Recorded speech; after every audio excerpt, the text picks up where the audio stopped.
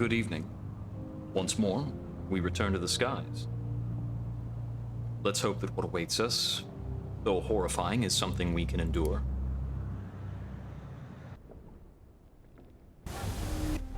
Time and time again, our ambitions were stymied in a seeking to reach Lustrum. We find ourselves once again back at port, well repaired, ready to begin again.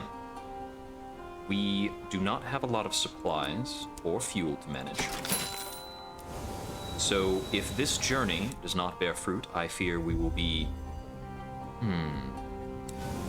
in quite a bit of trouble indeed.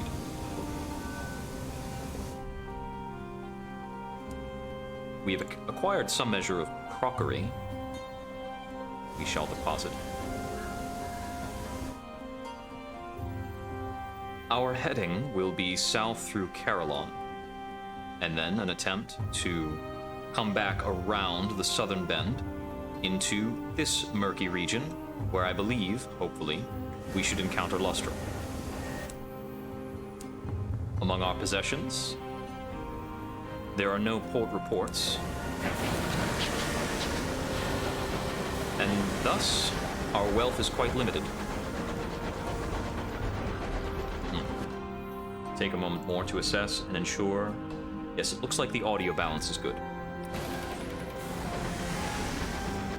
Hopefully that is indeed the case. I would recall that rather a slipshod test. Just a momentary glance, really.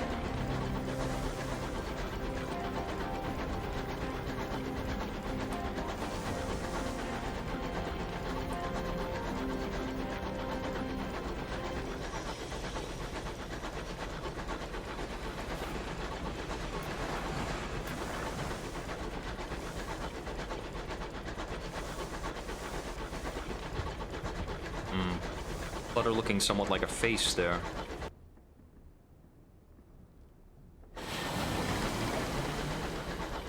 We'll be keeping this rock along the south in our heading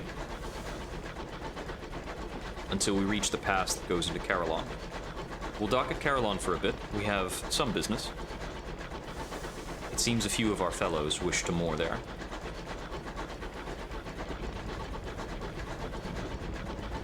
Though not the devil, as I recall.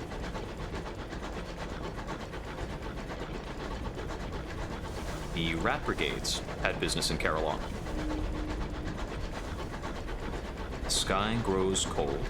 Your crew don coats and gloves.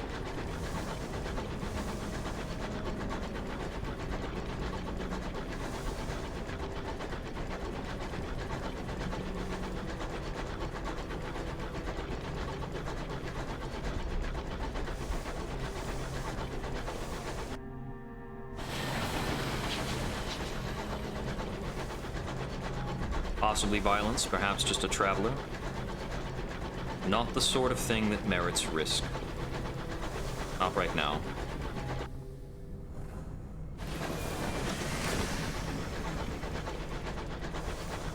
There's perhaps something to be learned going along the right bend. It's possible that that is a kind of canal that leads towards Leadbeater and Stainrods. But we don't have business in Leadbeaters. Not much to learn there, I don't think. Not yet. What we need most right now is seed capital. Sarge would speak of this place, says Cinders.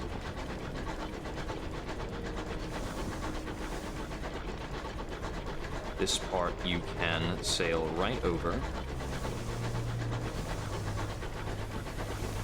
And here we are.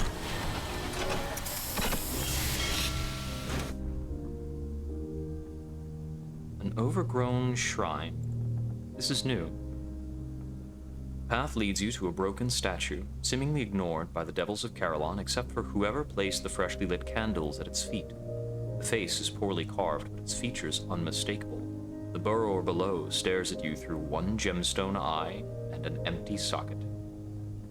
Oh, I will not steal an offering. I will contemplate the statue. While the statue is the raw material of nightmares, there is something soothing about the idea that even a beast like this might be harnessed, that there is the chance of such an ally for those who crack the code of offerings and prayer. Whether it is actually listening, it is impossible to tell. The thought that it even might, however, is something to hold on to in the dark.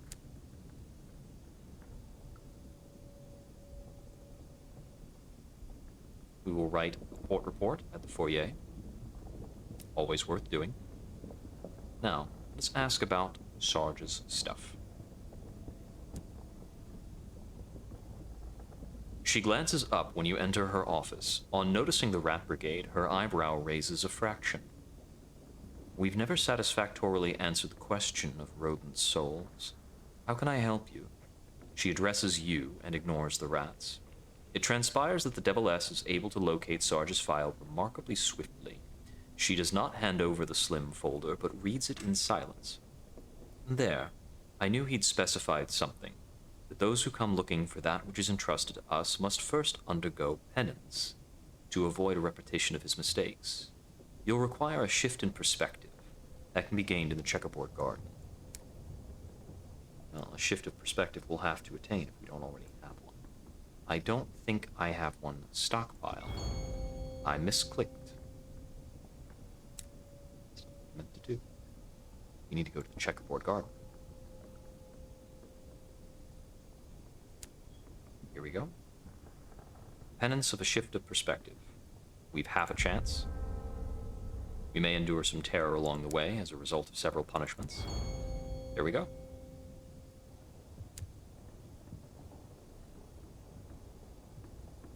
Now, with this penance acquired,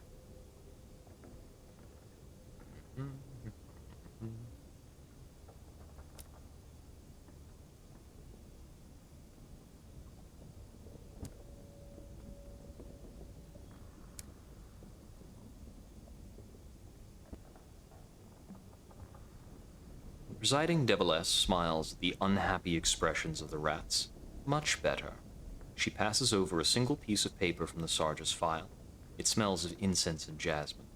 Hookah, Sanders explains. Sarge did like his luxuries. The writing is minuscule and brief. The vault is at the central office of Hallige's Bank. The account was opened in London in the year before the blockade of New Winchester.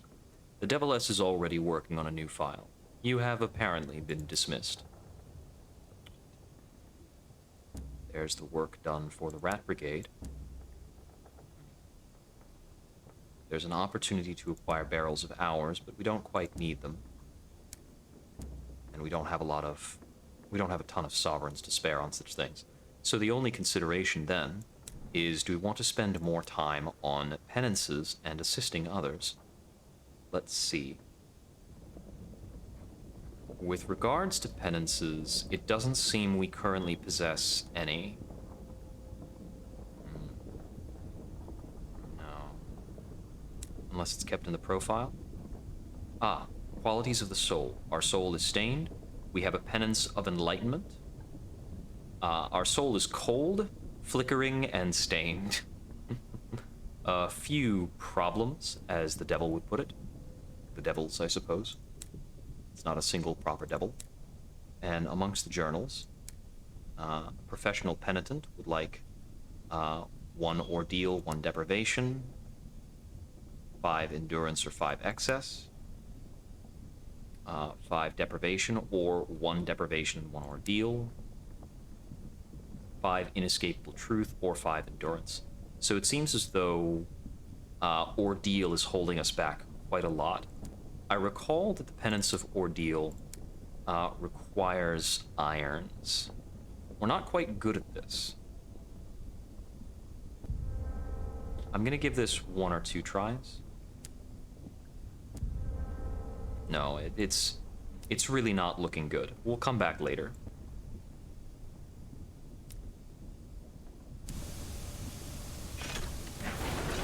The more comfort you have to spare, the more you can get done in Carillon. Now, I'll speak to the Rat Brigade to some extent.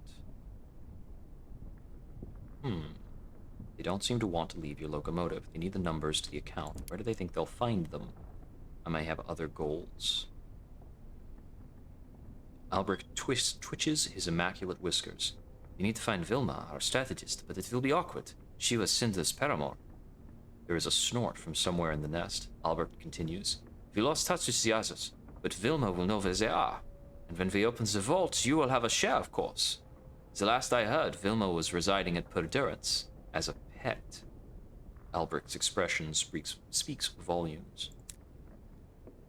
Yet another reason to go to Perdurance in Albion. It's certainly on the list.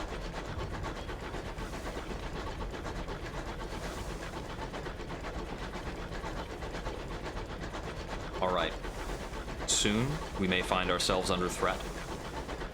We'll be traveling back into dangerous territory. May also just look around this area, just a bit.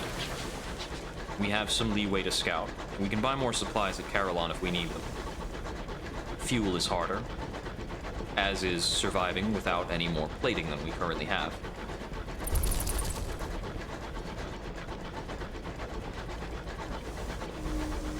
I likely should have prioritized plating a bit more. There's a cantankerine. It doesn't like us. They never do. But a cantankerine is a pretty tolerable kind of thing to deal with. It's already gone. 2 shots. It seems as though those fall apart rather easily at this point. Oh, that's right. I have canning equipment. Let's see. May lose crew with a failure there. Versus gaining sovereigns. I don't think this has a failure in particular apart from gaining fewer sovereigns. But canning, how much do we get? I think this just gives a supply. Saws buzz, shell hammers pound, vices squeeze. Once the parts are separated, your cook is able to scoop rich jelly from beneath the carapace and soften a tangle of corded muscles in the tenderizer. It is enough to fill several large cans. So, butchery will give us supply, which of course we need in general, but also you can sell excess supply for about 10 sovereigns a pop. It's more useful if you just eat it. Sparing yourself from spending 20 sovereigns is more valuable than selling to gain 10 after all.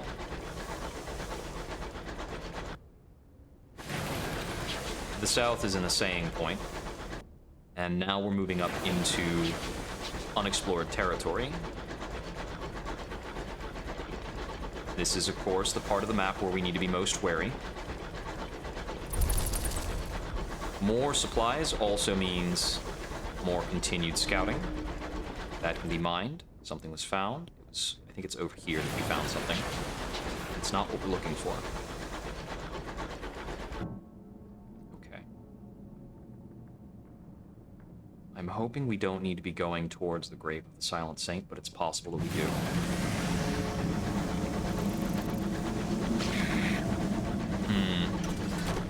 This is the supply draining wind. Well, at least it'll pick up our trip through here.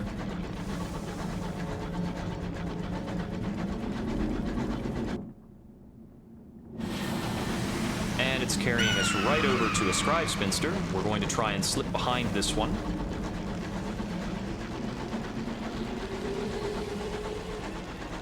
It hit us dead on. It led the shot like a punk.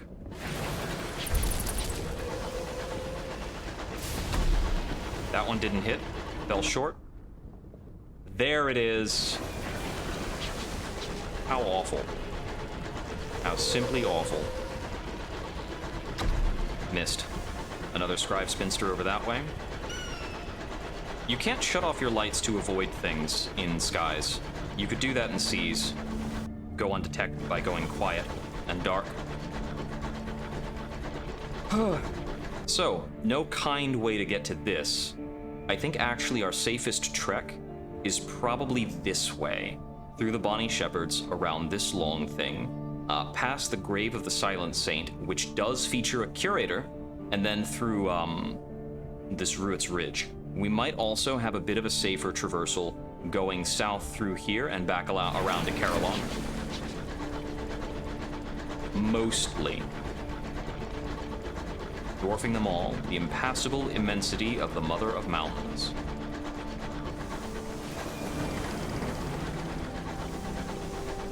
been close to this a couple of times.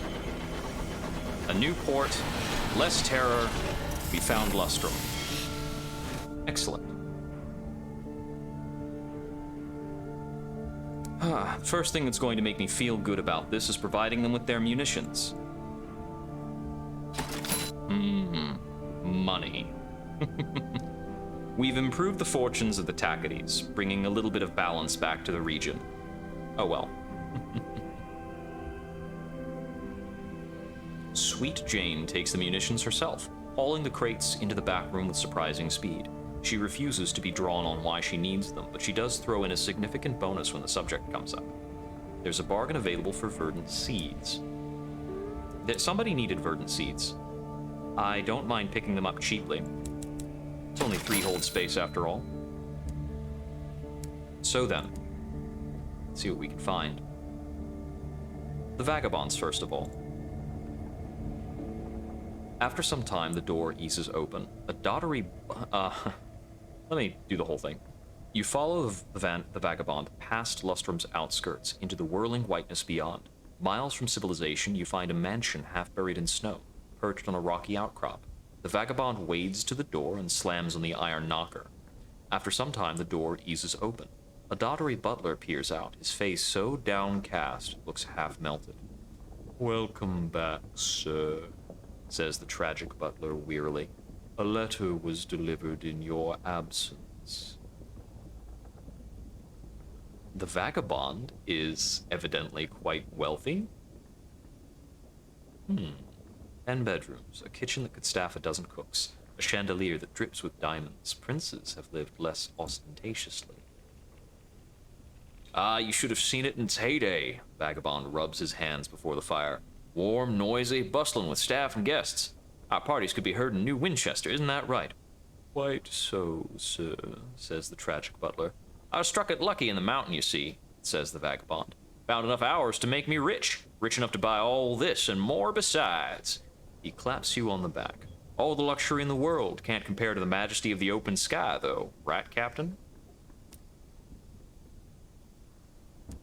What is about the mansion? To explore. The mansion is colossal, its walls built with bronzewood logs, its bathrooms gleaming with ivory, its walls decorated with gold-framed portraits of a younger, better-groomed vagabond. But it's also obviously been years since it was properly maintained. Some of the windows are broken, and snow has heaped the floor beneath. Black mold streaks the carpet. There's an overpowering smell of damp. About the butler's letter. "Just give me the gist of it, will you?" asks the vagabond, idly tossing snowballs at a portrait of a severe-looking woman in black. The butler clears his throat. "The letter was delivered by a skylark who called himself Quivers, sir. In it, he claims to have discovered the location of the sugar-spun garden. He was seeking your help." The vagabond pauses mid-throw. "But that's a myth, a story to tell over campfires when the night is cold and hungry." He sounds uncertain for a moment, then shrugs. "Young Quivers mean well, but he must have been mistaken." The vagabond sips his whiskey before the fireplace, telling rambling stories about the parties he threw in the mansion's better days. The tragic butler stands to one side, mournfully dignified. Let's spend the night. You stay up into the night. Your conversation is meandering, but the vagabond repeatedly circles back to the mysterious letter. "I'm worried for Quivers," he says. "The other skylarks haven't seen him in months, and he comes to my house babbling about a myth?" The next morning, the butler says his plaintive goodbyes. As you crunch through the snow toward Lustrum, the vagabond says he plans to track down Quivers. "What kind of a king would I be if I didn't protect my subjects?" he asks. "Besides, I once believed in the sugar-spun garden myself. I must admit I'm curious." We'll have to talk to him more upon the ship. Let's explore Lustrum, beginning with a port report. So much for the quiet retirement village that used to be here. The rush of prospectors has ripped the civility from the place as efficiently as the geodes from the mountainside. The scars that remain are no less vivid. Fewer and fewer prospectors return with geodes of hours, and the cost of processing them off-site grows every day. Still, for now, Lustrum thrives and offers the promise of riches for any lucky or industrious miner willing to come and risk everything in the snow and the mud. let's see. There are various things we can visit, and apparently there are singing caves. They're somewhat difficult to reach. What does the pub have in store?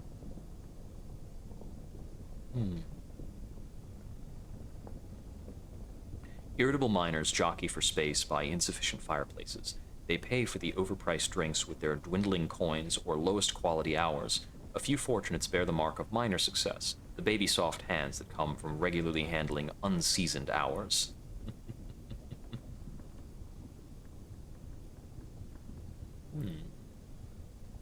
Sure, round of drinks for the miners.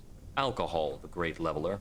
An elderly prospector and a hulking, scarred miner move aside to give you just enough space to squeeze in. Everyone appears to be talking shop. More importantly, everyone at this table appears to have had at least some luck about here. I'll listen to gossip about the mountain. These newcomers reckon they've got it made digging in the mud. Don't realize the geodes is cold, do they? Hardens the muck. If you're not breaking your back, you're not doing it right. Serves them right for thinking a claim just out of town's gonna pay out. I see.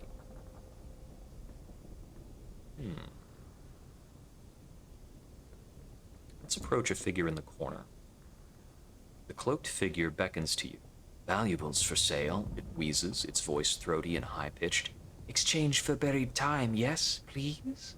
It offers unusual relics in exchange, or a few rusted coins that would barely buy transport anywhere else. Mr. Pennies. You can exchange hours for an otherworldly artifact, or you can exchange hours for money.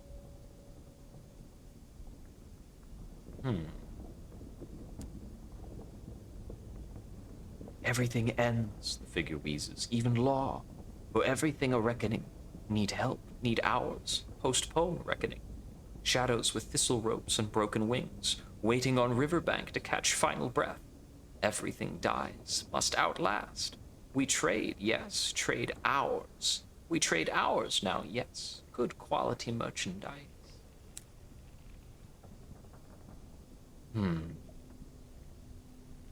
Well, back to the miners for now. A weary prospector can provide us with an adequate claim, but it seems as though we had the opportunity to possibly get a better claim.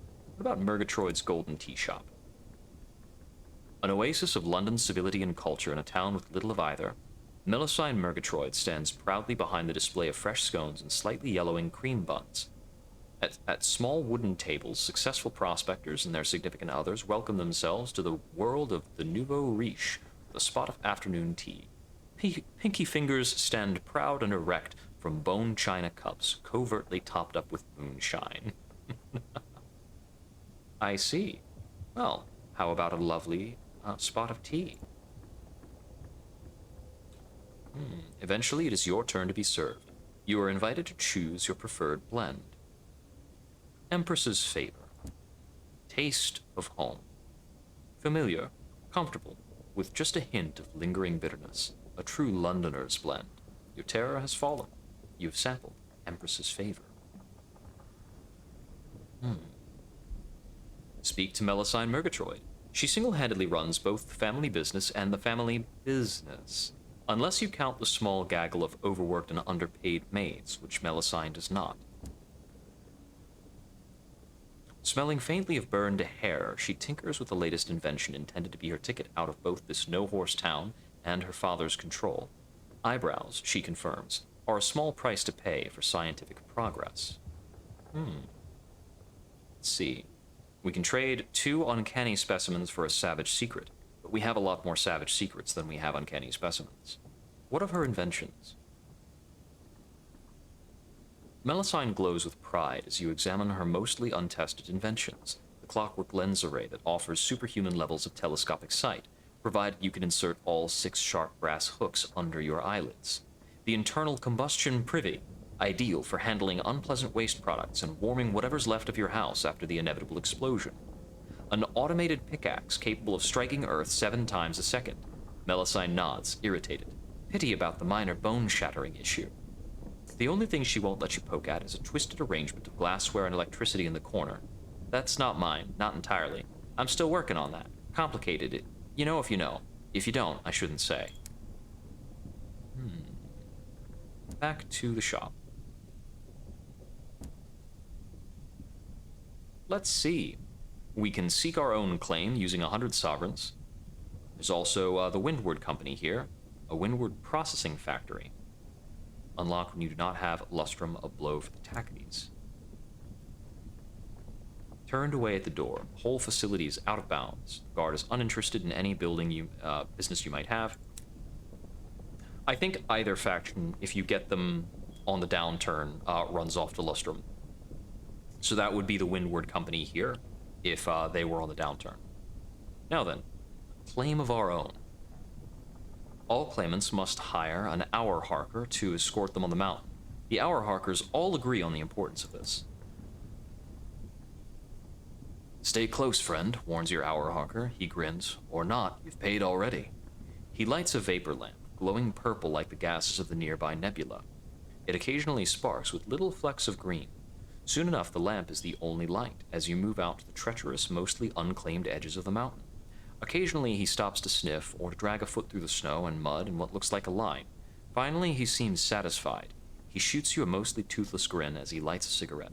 Reckon this has your name all over it. What do you think? Lost 10 sovereigns? A potential claim.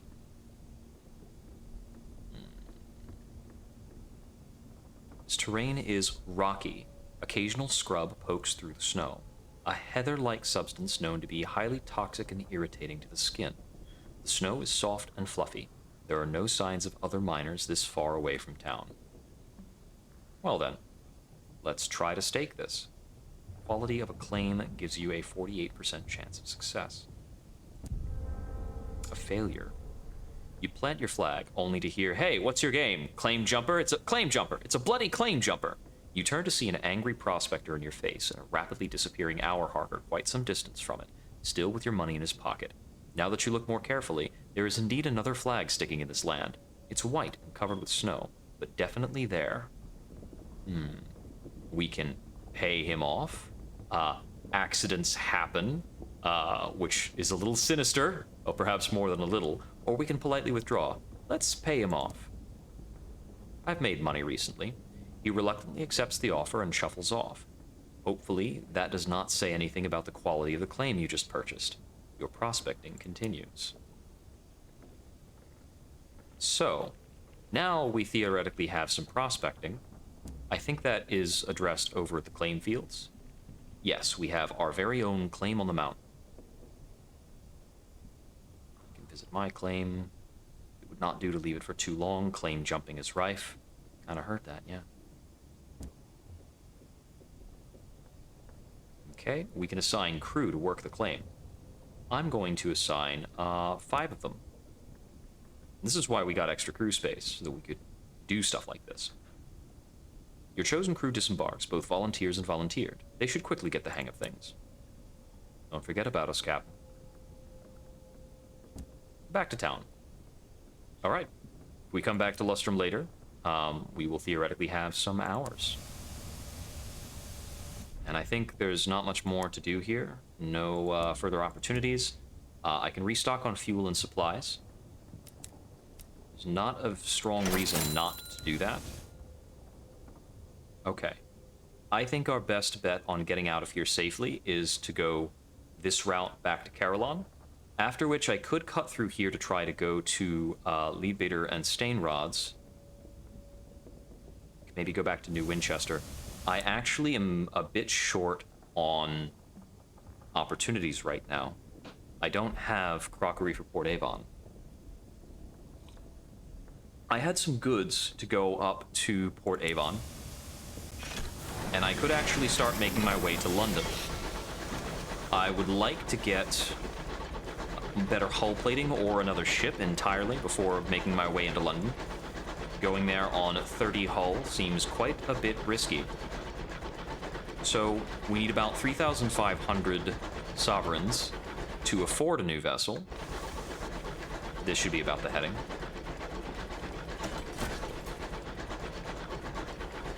And the best way for us to earn that is going to be flipping a few prospects, or a few opportunities. And get opportunities at New Winchester, so back to New Winchester we go. 2 port reports, 3 port reports if I go back to Leadbeaters. I could also go back and forth to Trader's Wood and work on exploring the woods a bit more. It's not a bad idea. I can gain a lot of experience in more aspects that way. You know, there was also apparently a package in the vicinity of Port Prosper. Ooh, look. A wreck. What might we have here? The Hyperbole. Signal it. This should get us a crew member. And a touch of experience. Plus, nothing nasty popped out. That's a win-win-win.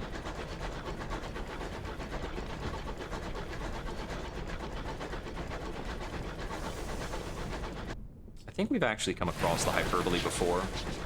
It's funny about that. Things do respawn with a set list of names. Or perhaps actually it's just a strange time flow thing. Time is weird, after all. Hours trade, all that.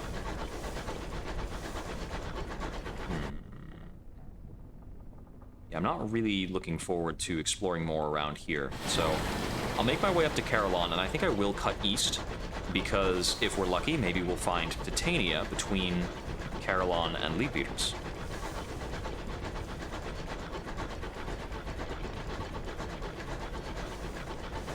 Titania definitely has to be somewhere in this approximate section of the map. I don't think this is collidable territory. Nope, we can keep going.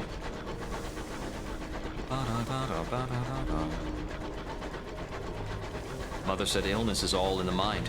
She'd fit right in here. He's referring to Carillon.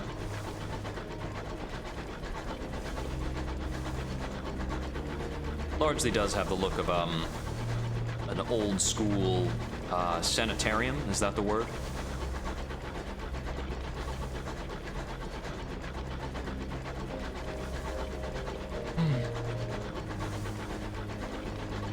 If you look back at the reasons why people are admitted, it seems rather horrifying. Some of the trivialities, that is. The sky closes its jaws about you. Water freezes in the pipes. Engineers scurry to and fro with boiling kettles. Ah. More supplies. Floating in the sky. Bit of fuel. That's handy.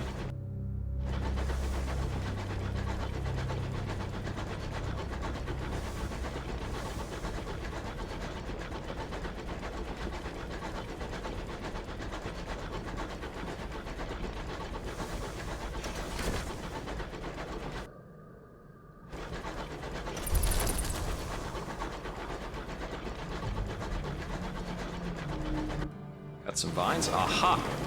There certainly is something here. I believe this is Titania, yes.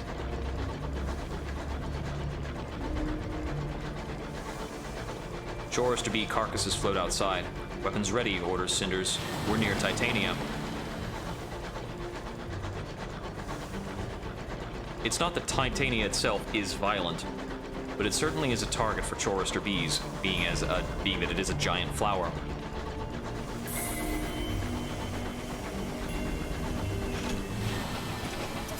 We got the new port terror reduction, but not the official discovery of Titania, so we need to spend a bit of time circling around before.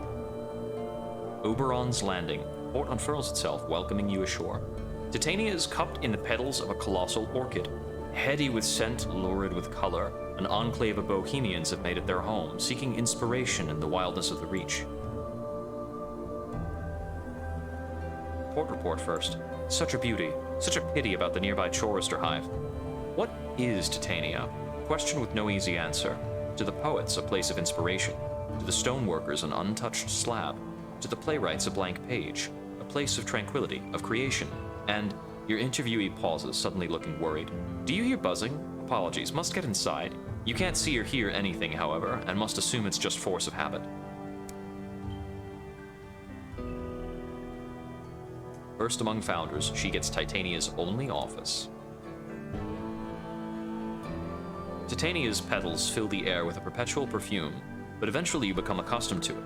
Even so, the scent of the many flowers in the mayor's small office sends your senses reeling.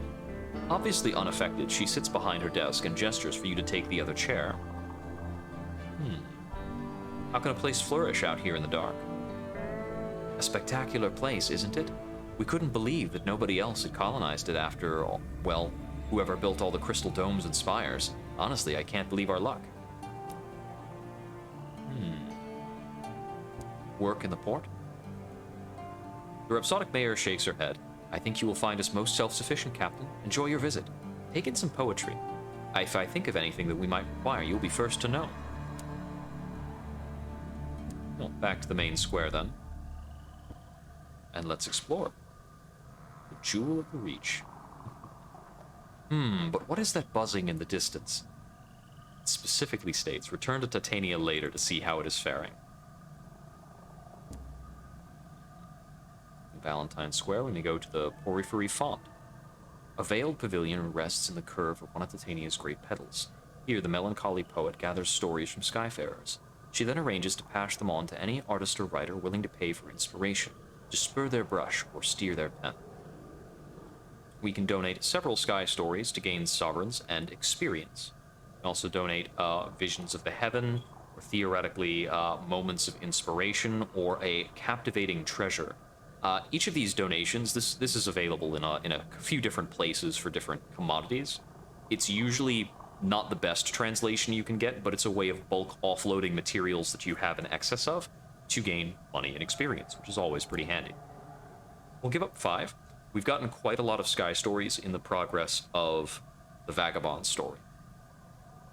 The melancholy poet fills a whole journal and sets ends out for a fresh bottle of ink. When you're finished, the poet needs a moment to think. This will need to go to someone of singular talent. Your payment is brought in. Very good. Okay. The rest we're not looking to donate, so I think we will examine the shop, which has hours. We can buy fuel and supplies here. Buy a little bit of each, as is more or less our usual. We'll undock. I think I will make it for the nature reserve, just to gather up some more port reports. So I do need to make sure. There's the discovery of Titania itself, and I think this location here, this petal, the Bloom Bower. There we go. A stowaway. Something is amiss. Things are out of place. Unexplained cracker crumbs on the pantry floor. The chief engineer's favorite wrench hung on the wrong hook. Several empty pages torn from the back of your logbook. The crew protest their innocence and contribute their own stories. Vanished shoelaces, doors left open, oily footprints on a door frame. You have a stowaway. Let's find them.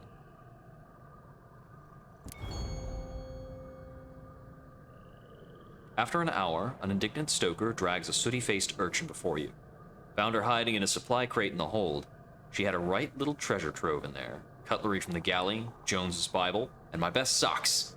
He brandishes a horrible pair of stocks. The stowaway picks her nose defiantly. The urchin wears an oversized skyfarer's coat, clumsily and drastically hemmed at the sleeves and tails. Her eyes are pale, accustomed to starlight. A model of old frostbite blemishes one cheek. When she speaks, her voice seems older than the rest of her. What is she? 12? 13?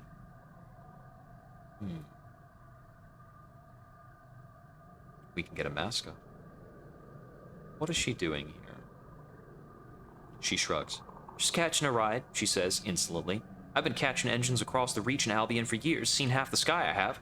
Port Prosper to the Silent Sate. Skyhenge to Carillon. What does she want?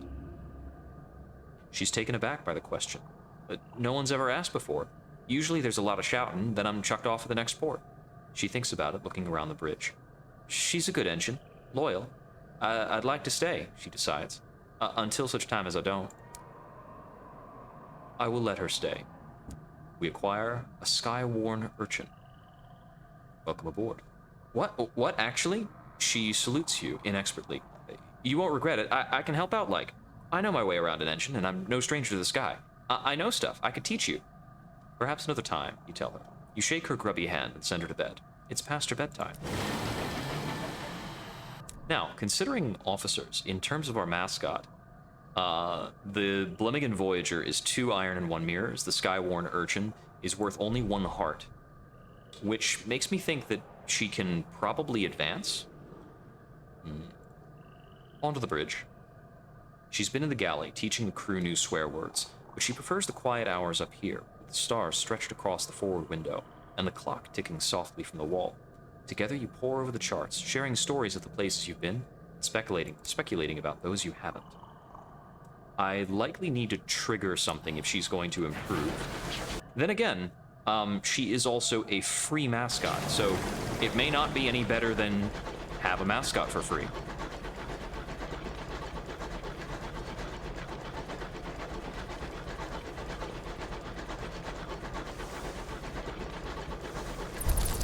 I'm going to spend a bit of time exploring this general vicinity, maybe get some experience. There is something to the south.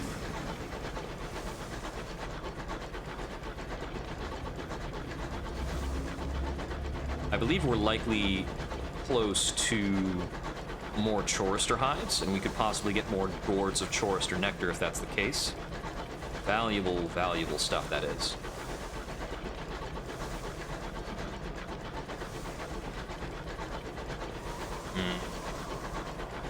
If I had a drill, that would be some bronzewood, but, I mean, it's still some bronzewood, I just can't get it. And that is possibly what we picked out. There's something else over there, but it looks like for that I'd have to sail around past the horror, which might not be worthwhile.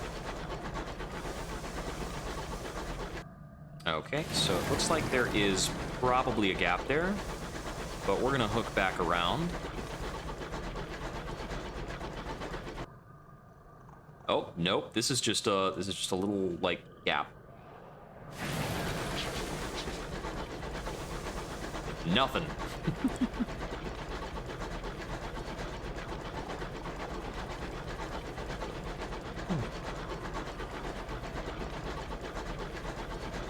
Let's see then.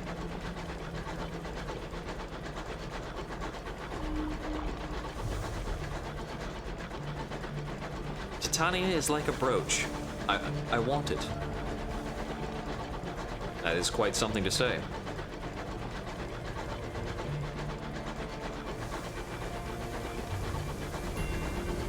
Oh, there was still one that I hadn't found. Yeah, we'll have to go around the northern side, it looks like.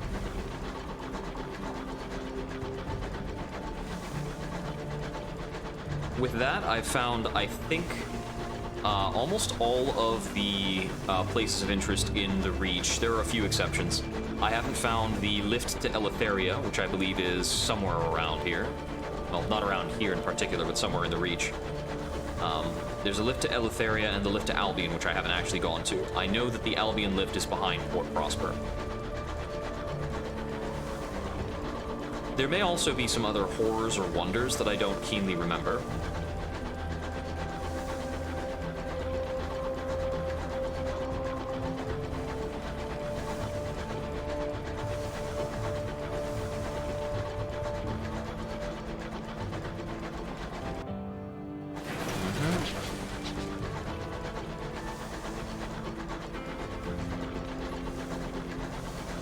William's Wheel.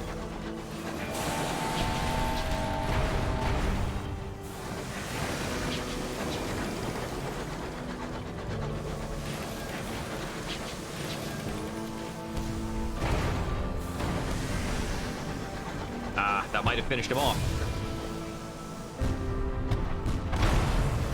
Well, it would have finished him off if I had gotten him.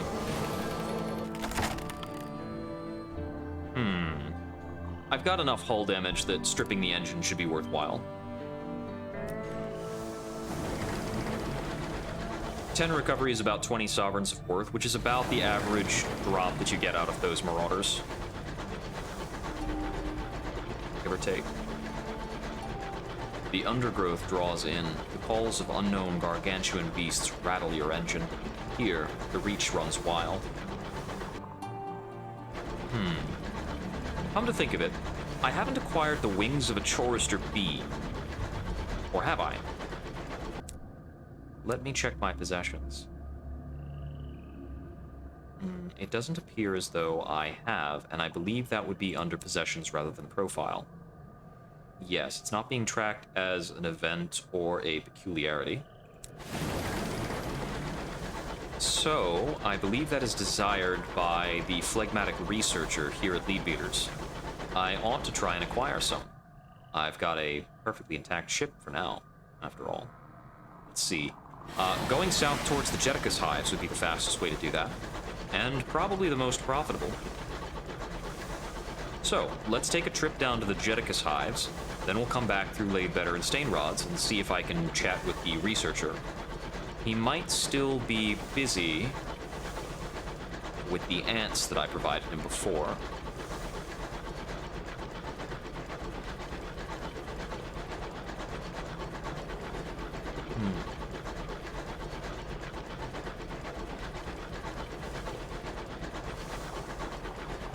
Stovepipe ship. Brief consultation of the star chart.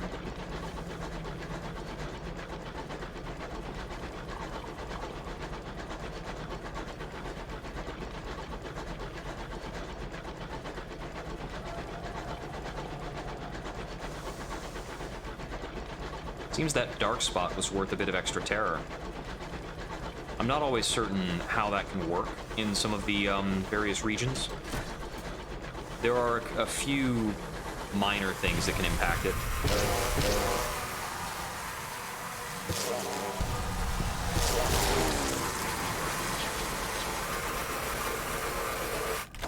Quite trivially blasted apart. We'll listen to some death hymns. Okay, so that was not sufficient for us to acquire any Chorister wings. I wonder if that is still necessary, or if maybe I actually got some and I forgot. A few more death hymns and we can gain a new facet. That should be a worthwhile use of time.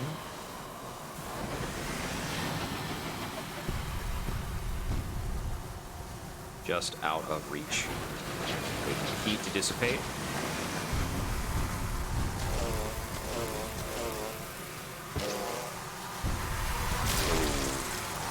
There we go.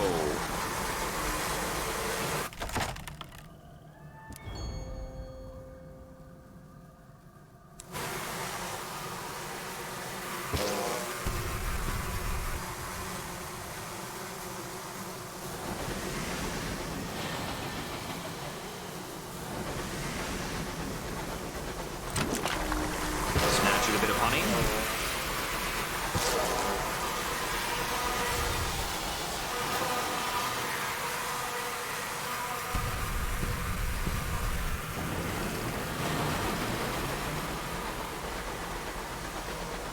I think that's duly evaded.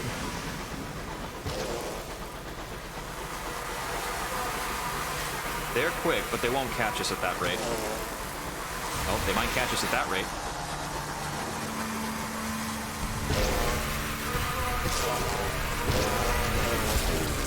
Got him. Just barely.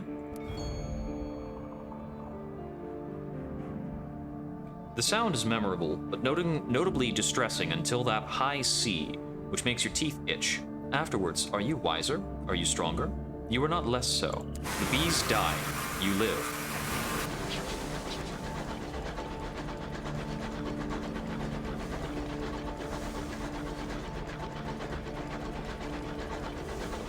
Moving ever closer to that next facet.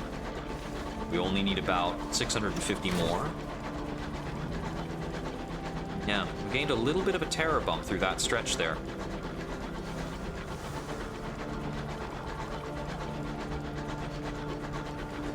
There's a momentary glow in the meter when we kind of get a tick up. Let's see, if I go from Leadbitters to Stainrods, I'll be able to turn in about 4 port reports.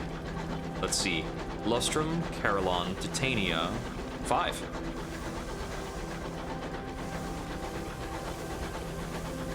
I think we can also get a bit of terror reduction by roaming about with the ornithologist here.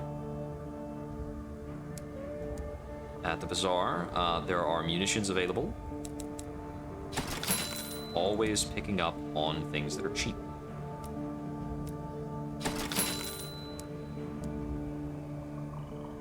the loading bay, there's a hunting party. I'll just explore a bit. A little bit of terror mitigation. At Capabilities Inquest, the base of research, I will ask him about his completed work on the ants. The phlegmatic researcher welcomes you to his table with a booming, "Sit down, sit down." He calls for one of his scouts to pour you a brandy. "Thanks to the hard labor of my fine colleagues, we've done it. It's just outside the window." The researcher points with his walking stick and raises his eyebrows theatrically. An orchard is growing outside.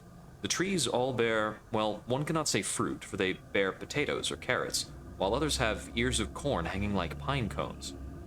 The phlegmatic researcher raises his glass. "I call them sapling knots. With careful discipline, it's possible to harness the Reach's chaos in abundance. After that, one may dictate growth. Wood may be negotiated with. The research continues." All right, then. Well, upon his list, he needs one of the following requests. I see. Every single time, he's going to pull up one of three things. The more you bring him back at once, the bigger the reward. Okay. The stomach of the cantankerry, a fungal crinoline, and a clipping of the titanium flower. What does the crinoline require? Celestial voyagers. Okay. Fungal meteoroids. I believe that's referring to the circular fungal entity type of thing that I saw in the vicinity of Hybris. A clipping of the titanium flower is easy, and the stomach of the cantankerry is another something I can acquire quite reliably. In Albert's Idyll, I will take a... The verdancy in their head drives them deep into the wilderness. That's right, they needed to come back here. I had forgotten. Deep in the wilderness stands a mighty tree, shriveled and dry. A fungal growth twists around it, its blooms flecked with purple and black. The incautious driver approaches it, lying down in supplication. The verdant pulses, its buds splitting open and erupting in a spore fall that soon coats the driver in shimmering emerald dust. For several minutes, silence. When the driver emerges, their face is crestfallen. It wasn't enough. What I brought it was only half the story. It needs more. You escort them back to the train. They should be more coherent after a good meal and a few hours' sleep. Very well. A quick trip with the ornithologist. We gain more sky stories. That's right. We get sky stories from going with the ornithologist. Well, that's quite useful. We don't need anything more. We don't have room for anything more because we got some extra verdant seeds. Chatting with the driver. Let's see. We need to have less than 10 hull to continue.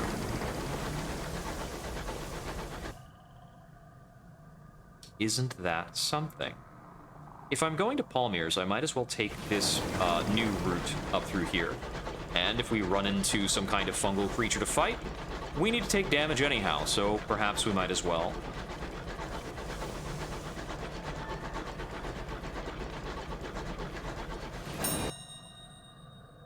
Oh, right, we'll have to jettison. I can give up on some fuel.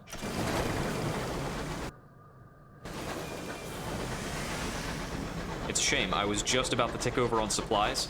If I had waited just a little bit longer for that tick over and then harvested, I would not have run out of anything. You are not where you thought you were. Press on. Good.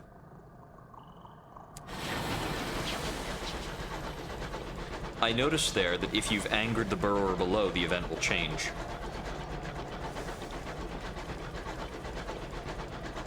And you'll probably wind up somewhere else. Or you'll be more often forced to double back, I suppose, to avoid that accursed inevitability.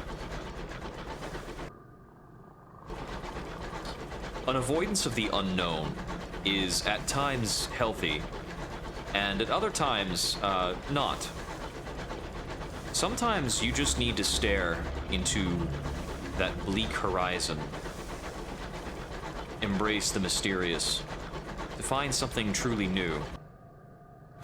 Other times, you'll die in the sky, be left floating, frozen, out in nothingness.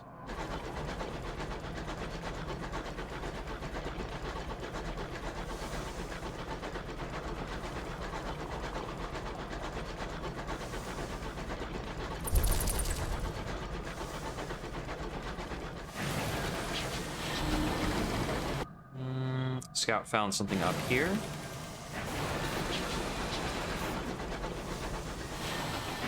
I'm going to try and stay out of this impending conflict.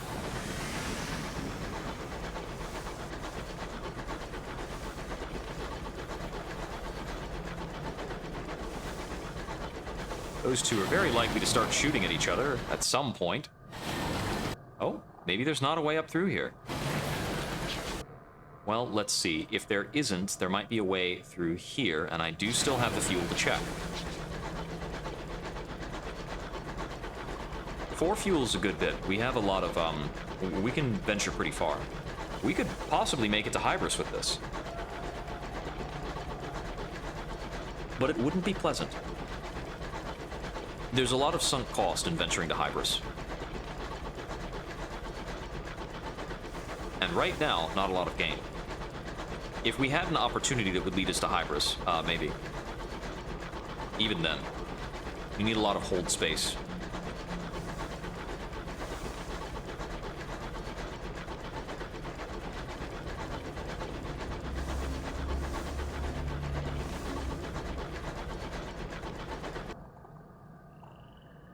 Yeah, I think we'll have to go all the way around this bend.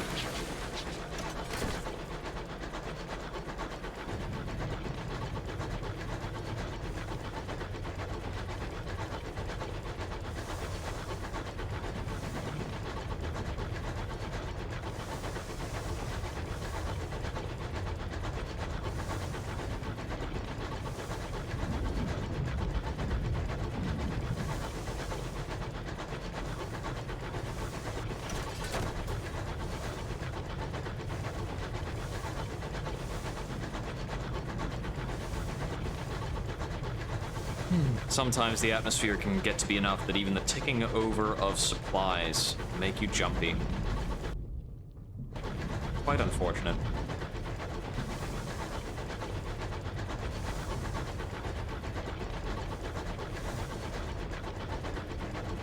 Spores are thick here, deadening the sounds of the sky.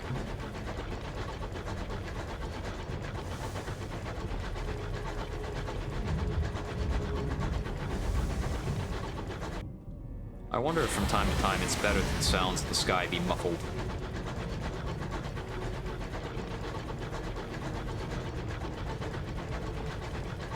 Make sure we don't have to hear some unpleasant far-off thing.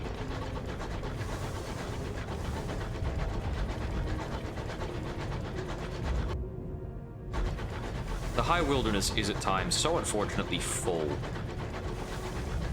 Oh, star-maddened explorer.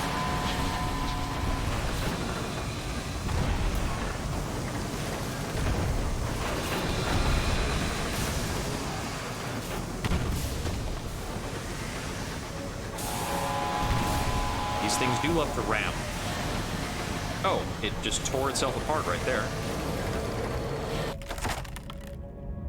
Let us check the captain's logs. We failed. The smell of turpentine hangs in the air. Fresh paint drips from the ceiling, as does a stoker suspended with ropes. The bed sheets have been painted with amateurish portraits of the dead stoker. In the first few, he is alive. In the later ones, he is not.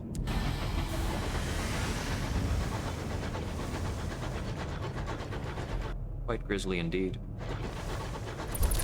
I'll scout a bit more. It would be most comforting to actually understand the lay of the land a bit. Looks like something's been found up to the north right here. And then we can pivot back around to that.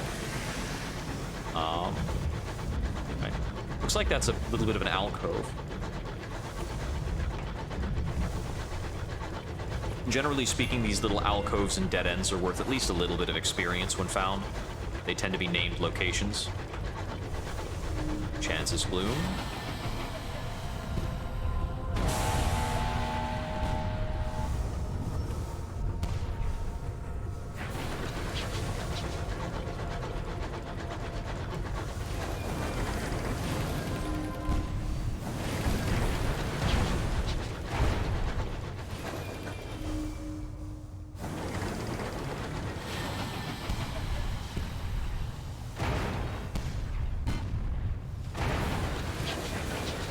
the two of them roughly at bay at this kind of distance.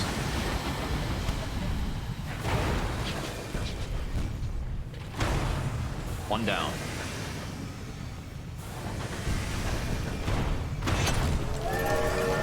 Done deal.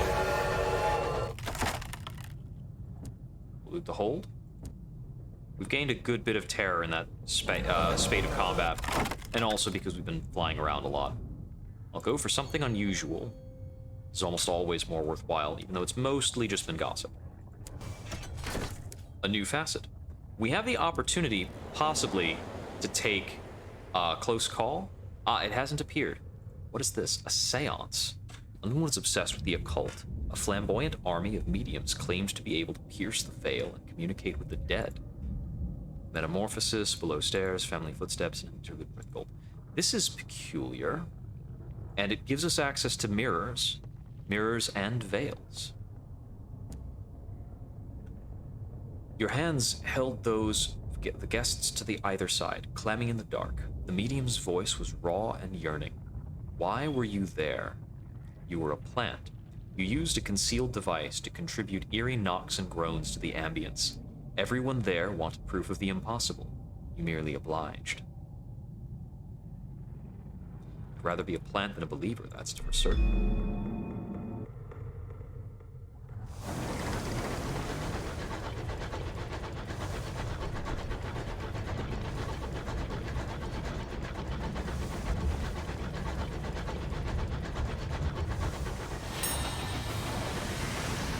Bit of spare supply. We'll turn back away. This one, Kenyon's Hand, is a marauder hotbed. That's why we ran into a pair of marauders just outside of here. But hunting marauders is, it's some profit, some experience. It's not terribly difficult or dangerous, even with our mediocre weaponry.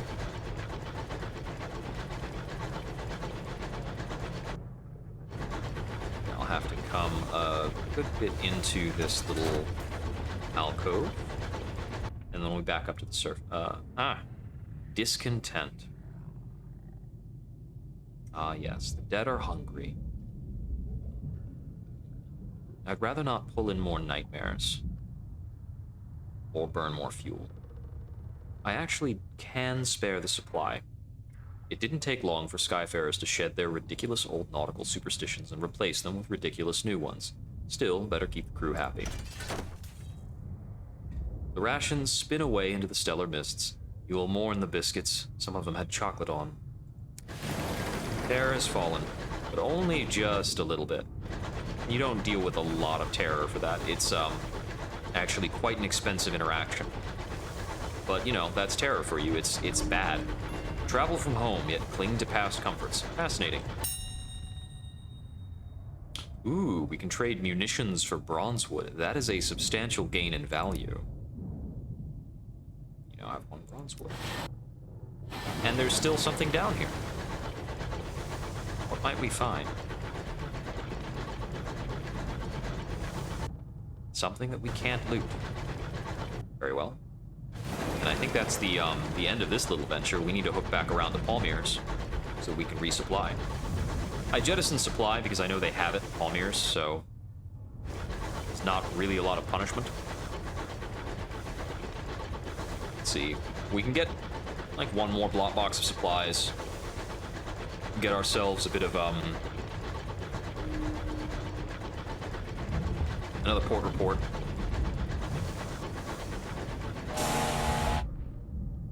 Nightmares. You're not alone. Tonight the stars are hard and cold. Sleep eludes you. Corridors are quiet, save for the thrum of busy pipes. Passing along an outer corridor, you were surprised by a face pressed against the outside of a window. The frosted jowls, the bristly mustache. It is the same corpse that drifted into the path of your vessel.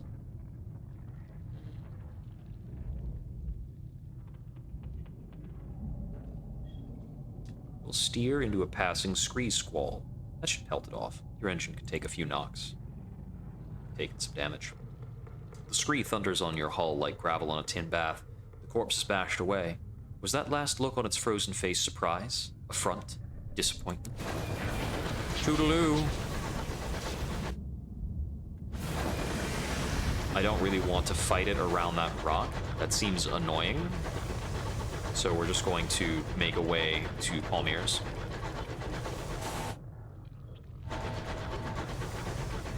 Ah, another threat coming in from off-screen.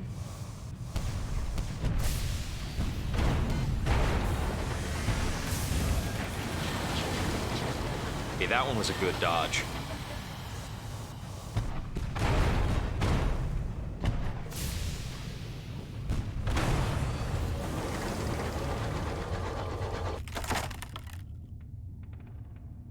Loot the hold. For a clasped jewelry box. Need a bit of gossip.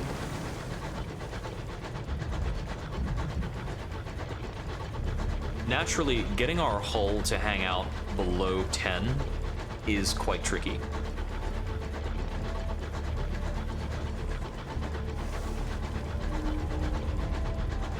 Princess glances at Palmyre's. I considered running away with them, but some refused to bathe.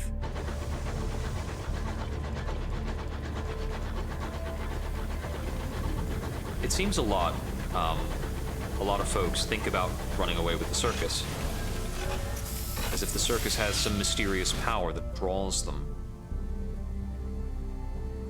New arrivals. I'll listen to their stories. Tales of life and loss. Broken, the disavowed, fugitives. Every visitor has their own story and a hole in their heart. A few demonstrate acts with which they hope to join the circus itself. Others talk of their plans to leave this place and resume their lives. Not today, but tomorrow, or the day after that, perhaps.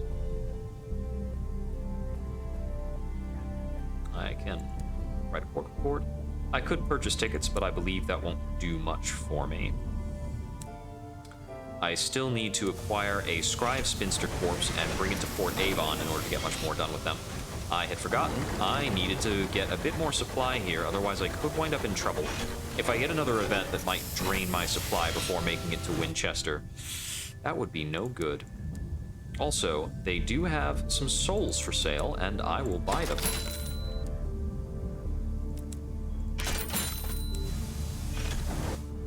A full cargo hold. Isn't that something nice? I think I can squeak through this. Nope, that has collision. Oh well. I thought I could go under that bridge, but it's very solid. I hope the circus members won't mind. I think I saw another marauder around here. Nah, he's making his way off. Let's see, I'm gonna hook straight west from here. I'm going to turn in port reports before returning to New Winchester. This corner of the sky is little traveled. It has been given over to the fungus and the wilds, the lost. So that is referring to the eastern bracket. That would be the first hint that Hybris is out in this direction. So if you know the call-outs, that's the easiest way of determining where that's going to be. It seems as though there's only really one block of the Reach that we haven't quite thoroughly explored. A bit more here around Magdalene's.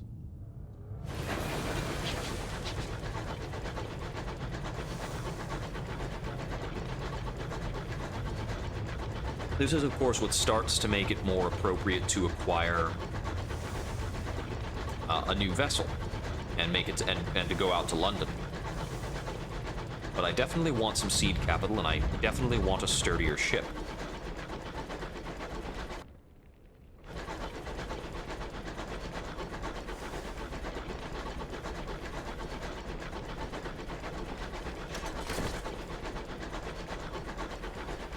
Not much left for fuel. Won't matter much now, though. I think if I hire on crew, get a good bit of fuel and supply in New Winchester, I'll be making my way out to the Trader's Woods, unless there's a good prospect for me to take advantage of. A good opportunity. I'm not eager to go back down. Frosty fingerprints.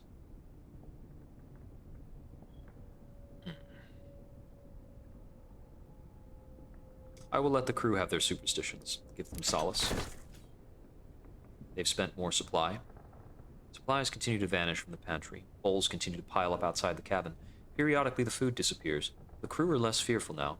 Occasionally one of them refers proudly to their special passenger. The waste waif is watching you. Ah, I've accrued a certain amount of attention.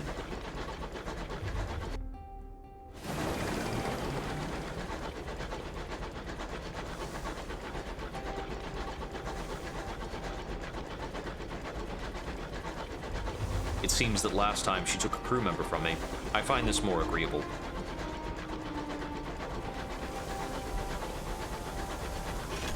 It's good that I had planned on losing supply. Otherwise, we'd be very narrow. We'd still make it. Port reports. Take 'em. 400 sovereigns.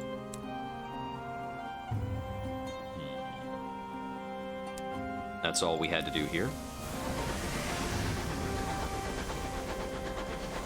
It was quite interesting back in Sunless Sea, where port reports had different values depending on where you'd gotten them.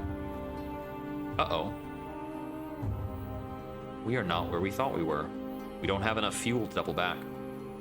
You've not earned the wrath of the storm that speaks. This is referencing a different power. Press on. We've succeeded yet again.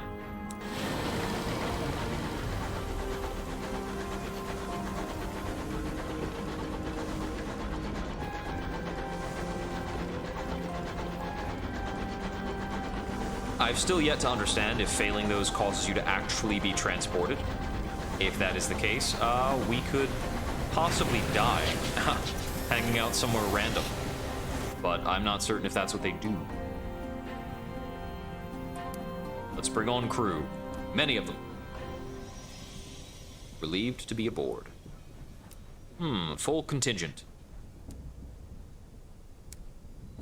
Now then, at the bazaar, find consignments of ministry-approved literature. Wanted at Trader's Wood. Winchester windows. Need 5 panes of stained glass. Both of these things are very difficult to acquire in the Reach.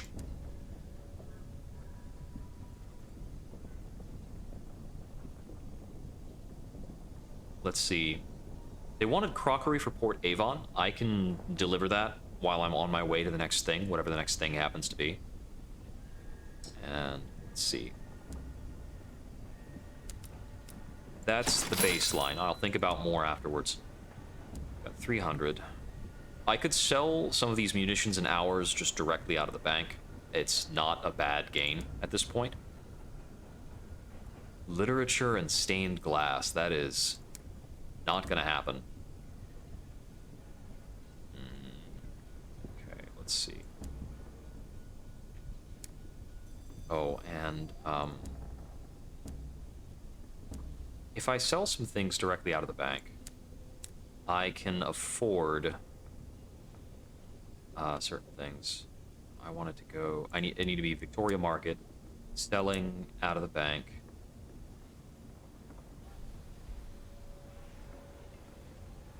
I'll sell a few hours, a few munitions. It's not worth it to even worry about selling the seeds. I'll sell 1 bronze wood. And I'll keep the souls. And with this, we can go to the Abraham's Engineering and buy ourselves bronze wood shielding. It's going to make ourselves much safer. And then in the hold, of course, we can clip that on right there.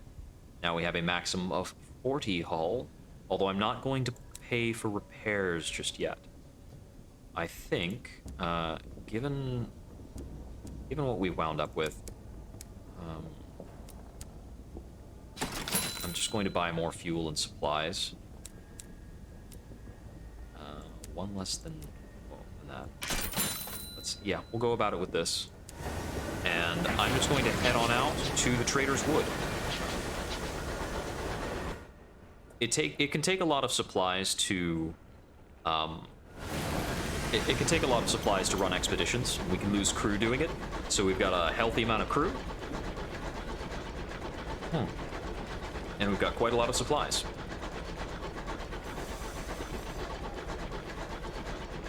We'll stop in briefly at Port Avon, deposit the crockery we've got so far.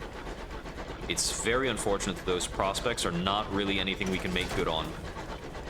That's also why I've brought along a gourd of Chorister Nectar. I had meant to also take with me some bronze wood. I might try to cut down some bronze wood at the Trader Wood. I believe there's an objective to do that.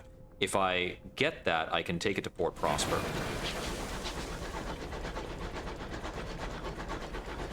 Finish their clock tower work. Just had a lag spike. Peculiar.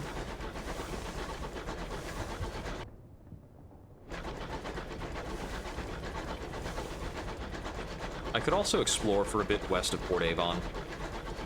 I can actually kind of circle around Port Avon doing whatever I like for a while.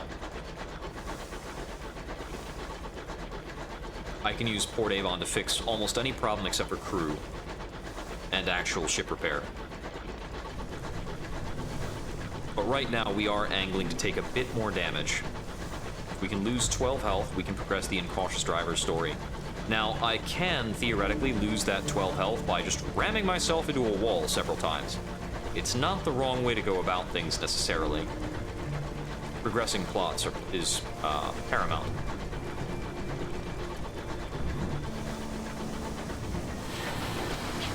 And if you're going to go below 10 hull, you might want to do so in a safe place. Port Avon. A quiet day. Buy cheap fuel. I forget that a quiet day also lets us get cheap repairs, so we can periodically repair here too. Write a port report. We still have some welcome here. At the bazaar, we'll turn in our crockery.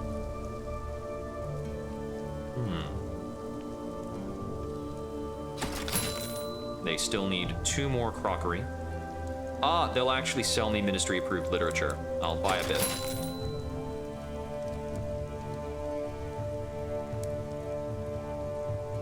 I'll actually sell off some of that cheap fuel so that I can buy a bit further on that literature. If I can buy that up fully, which I can. So this is a little bit of a waste, but So, this ministry-approved literature, we can go back and get the bargain based on that and kind of make out like a bandit. We can do a little bit more around here, I think.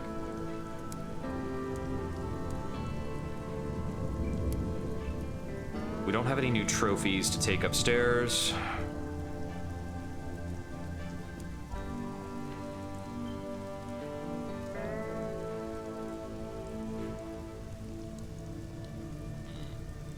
I'll watch a cricket match. The game could be charitably described as stately, but there is a moment of excitement when the batsman hits a 6 and the ball whizzes over to the thatched roofs, off the edge of the port, and is lost forever in the starry deeps. The audience groans. Play stops while someone goes to get another ball. What a shame. Okay. There's not much other business to attend to in Port Avon.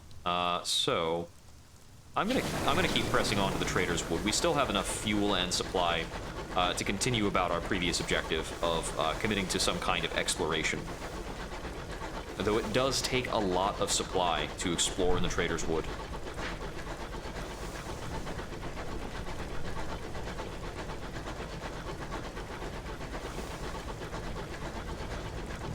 If you bring enough, you can theoretically go through everything there is to do in the Trader's Wood, even in one shot.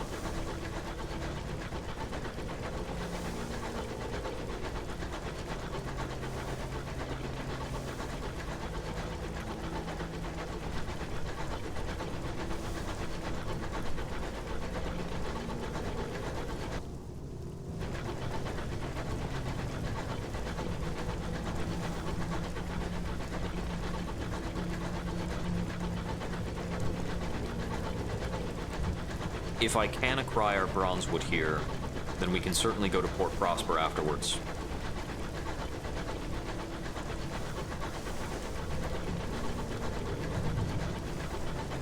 It's such a shame that there's no banking in Port Prosper.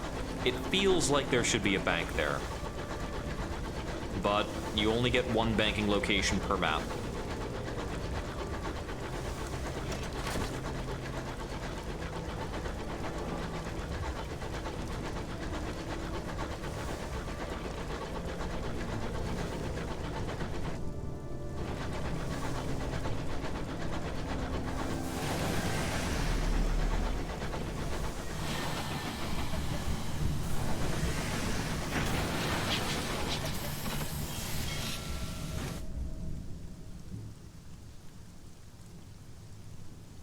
Respite from labor. The distinguished retailers, Ravenscourt and Stamford, operate a small logging outpost in Trader's Wood. Okay. You can get repairs here.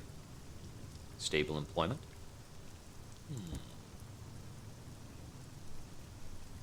I see. You can pull more on for a crew with that. I wish I knew that. But... oh well, earned it. Somerset Camp.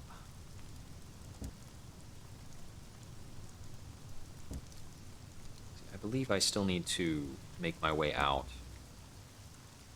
into an expedition. There we go. A large expedition is 2 supplies and 2 fuel. Yes, yes, yes. That's fine. And we will lose 10 crew to go about this, because it's a large expedition. Okay.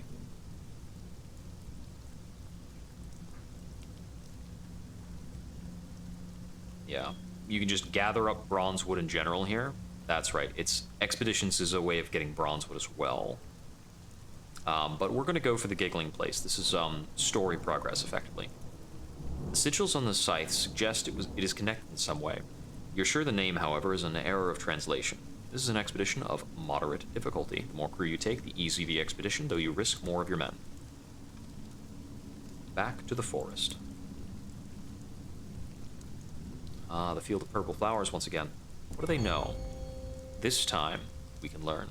This time, we're wiser. Your crew join you in the long grass, wandering through the cacophony of flowers. Petals open tiny mouths. They whisper directions, only half in a language you speak. They tell you of groves and graves, the treacheries which happened, the defiance, the kingdom overthrown. Eventually, they even tell you the way to leave. Ah, the bog. There must be a better, less noisome way. Not good enough. The wood extends for miles, but so too does the bog. It is an hour before you find a passable clearing. A glade of emerald hue nestled between a copse of silver trees that shiver and sigh like consumptives. Your crew follow your lead, hanging close by your torchlight. You keep up count, checking the number of your crew as you go. Not everyone leaves the silvered wood. The Giggling Place. That wasn't very hard. Within the dell, the laughter becomes cacophonous. Your crew must cover their ears as you press forward through the dripping undergrowth. White ferns whisper as they brush against your hands. Ahead, you can hear the lowing of beasts. The air is cold as the grave. Beware, you are in the Giggling Place. You inch forward as the laughter crescendos, washing over you. A copse of trees, gray as a rainstorm, lies ahead. It blocks the rest of the dell from sight, but it is the only way forward. I'll go alone. Your crew are loyal and protest, but their relief is palpable. You stride through the trees, the distant starlight dappling their gray leaves silver. You are greeted with laughter as bright and insistent as a blade at the throat. It emerges from the dell, which descends to a gap in the trees. A canopy of dripping leaves conceals what lies ahead. Laughter, high and mirthless, can be heard very close by. You must go forward. At the very bottom of the dell is a brook. The water babbles and chuckles, murmurs and giggles. A bronze seal gleams just under the surface. As you reach to take it, 3 faces are reflected in the water next to yours. You are being watched by a 3-headed fox, the size and color of a polar bear. It speaks, but with your voice, your vocal patterns stolen in service of its speech. Mourn not the wild trees nor the slain servant. Open the silent barrows. The fox flees into the wood. Your throat aches. Gained a vision of the heavens, but I've lost one of each attribute. Bummer. Let's see. Mourn not the wild trees nor the slain servant. Open the silent barrows. I had spoken before with the feckless theologian. What do you have to say about this? The Barrows of Silence. You say animals told you of it. The feckless theologian drains his glass. That sounds far-fetched. I'm looking for St. John, not Balaam. However, he rifles through his papers. We did find something which could be your barrows. A tablet, correspondence scorched, mentioned quiet graves. Yes, his notes are wine-stained. A place deep in the woods where deeds were done, or made. He brightens. There's still hope for St. John. What you described does sound like a miracle. Were you appropriately terrified? The Barrows of Silence will be the next expedition.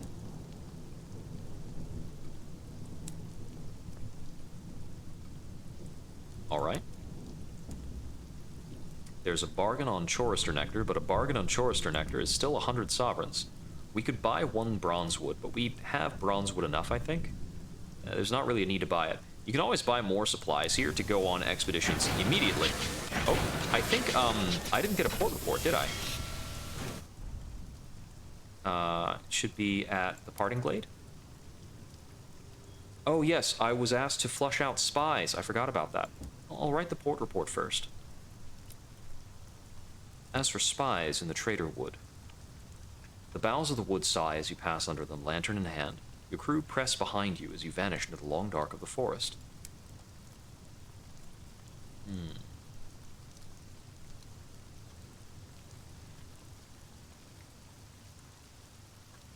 Brief cloak of rain gathers above you. Your crew mumble fearfully as you press on. Can't imagine you'll see much here, Captain, one crewman says, as ahead a light flashes once, twice, thrice. Okay. I am going to let the Windward Company's spies know that they are hunted. You shudder your lantern thrice and thrice again. There is no reply. A cry of an owl in the wood, the fall of a tree somewhere far deep in the wood, then only silence in the heavy dark of the Trader's Wood. Whoever was there will not be again.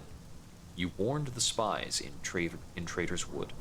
You gained 10 fortune stovepipe, 10 reputation with the Whisper of Windward Company, and most importantly, some experience. We're not getting much else going through there. Okay, I did get my port report. Now, the fact of getting port reports and the like does seem to say that it would be best to go all the way back to New Winchester rather than just going back and forth between Somerset and another nearby area. Ah, a cantankery. I happen to need a cantankery stomach. That's the bigger version, I think. It was not. Retrieve the stomach. Done and done.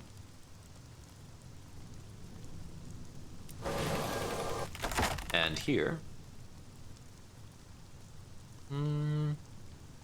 Let's see.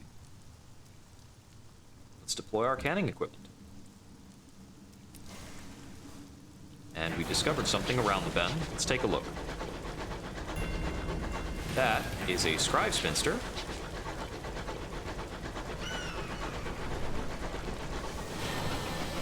I can take 1 hit, and that might put me at the location of health that I need to be at.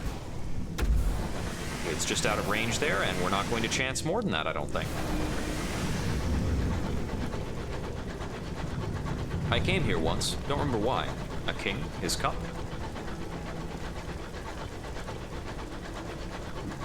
The other half of the story, maybe? If you're referencing a king and his cup, is that referring to Arthur and the Grail, perhaps?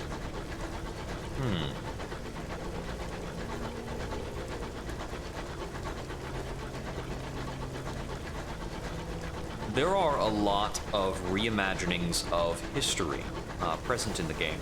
I believe in Fallen London, there's a hotel called the Royal Bethlehem that sees to anybody who goes a bit crazy. And I believe the Royal Bethlehem is run by an interesting historical figure of some renown. I think it may be Gilgamesh or something like that. It's a figure that's been in Fallen London since long ago. London is the 4th city that was stolen by the Bazaar and dragged down. You can explore within Fallen London to discover some remnants, indeed, of the second and third of the third and second cities. It's said also that someday there will come to be a 5th city, dragged down and placed right on top of London, crushing it, burying most of the folks who stay there.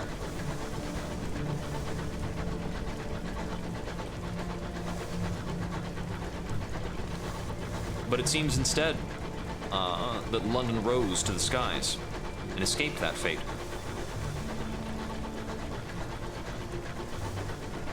I believe the remnants of the third city are those that form the Khanate, which exists as a flotilla of ships off in the sea at this point. Perhaps originally more of something. Oh, anyway, no more crockery, of course. Sharma and Sons.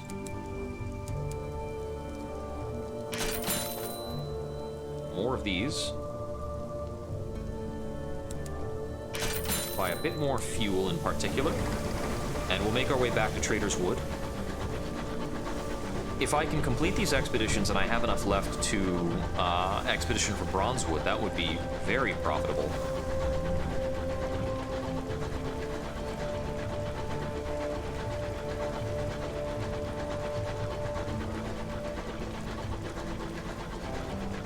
Either way, it does seem like Port Avon is somewhat near on the horizon. I think there's not much more that is pressing for us to do in the Reach. Our opportunities are increasingly tilting towards London.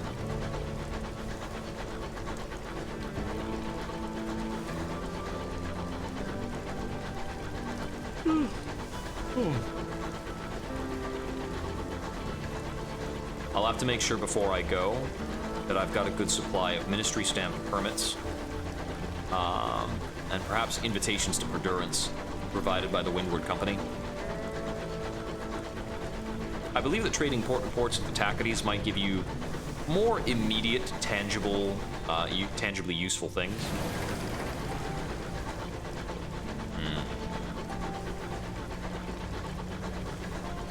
So, the Grimalkin and 40 hull is not the worst circumstance to be trying to hunt Scribe Spinsters, but it would be better to get after a ship with more hull than that.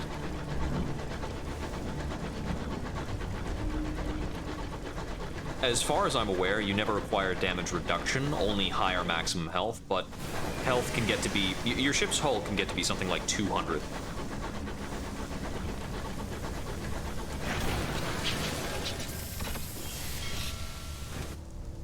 There are some devastating things, possibly later in the game, that on hit don't only do damage to your hull, but actually directly cause loss of crew. More expeditions in the deep. A large one. To the Barrows of Silence. Still only moderately difficult. It's more difficult than the last one, but the challenges remain about the same. We'll lose crew members when we fail. Rest. Another failure. We've lost a supply and a crew member. Take shelter from the storm. This one's really not going well. A bit more terror, another crew member lost. Another crew member lost.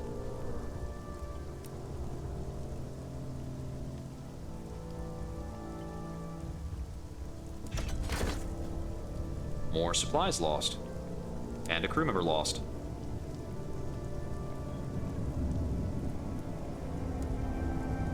This is really, really going poorly.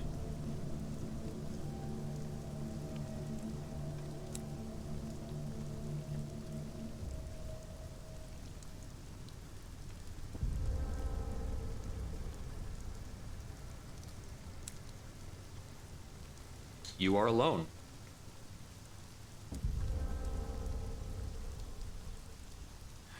We've lost a lot of hull and gained another 15 terror to escape the woods.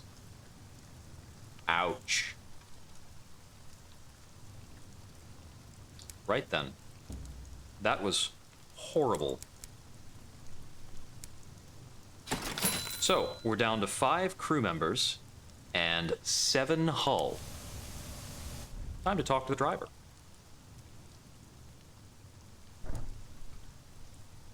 You find them in the cargo hold, listening to the groans of the straining hull. The driver's scar crooks around an intrigued half-smile. Their eyes are blue and bright. Taking your hand, they place it on the plating, and you find the steel shiver. That's the sky, they say, just an inch away. Yeah, that was a really, really terrible series of skill checks. Most of those were 50%.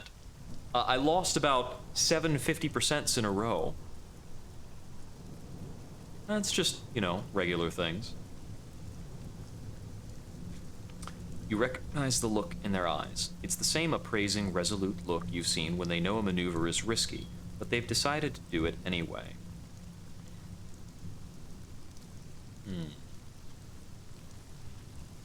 Ah, I see. I could engage in a passionate assignation.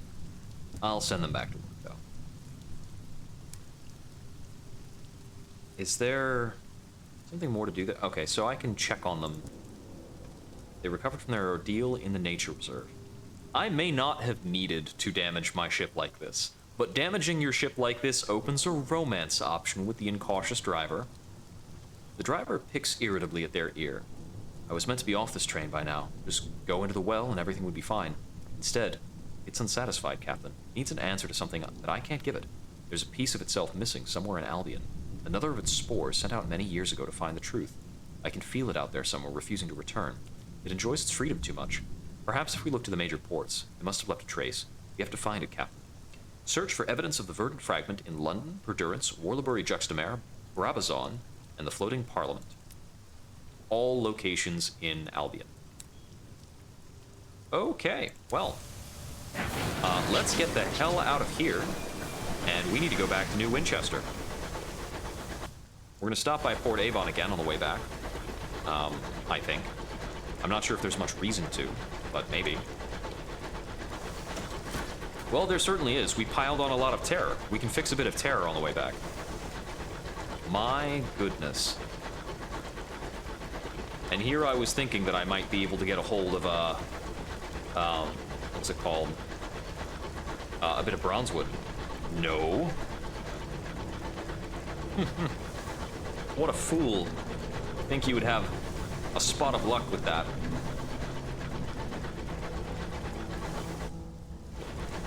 Well, if Port Avon happens to give me the option for cheap hull repairs, I will certainly take it. But I think I've already expended that possibility. I've also expended the last crew recruitment that was available through New Winchester, and I'm not certain if they'll have more ready for me right away. So it'll be a bit before we can recover back up to a good level. I think 5 crew is also considered undercrewed, so we may have some undercrewing events. Thing in the mists. Okay. This should increase terror, I think. We can double back with 1 fuel. Very good. Retracing your course, you find a scattering of locomotive debris and an intact crate spinning in the wind. You drag it aboard and discover it filled with tea. Thank heaven it was unharmed. That could have been a disaster. Alright, not always bad for being, you know, full of terror. Usually bad, though. Usually very bad. Also, the fact that that event of running back through the forest after a failed expedition, the fact that that damaged our hull means if our hull was sufficiently low, that could have ended the run.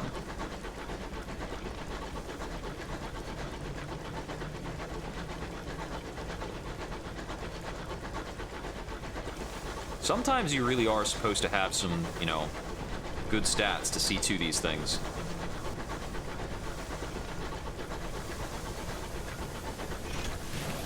Alright, stopping in at Port Avon.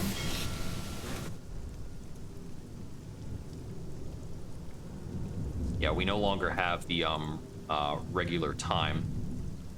We don't have the quiet time at Port Avon to give us the repairs option.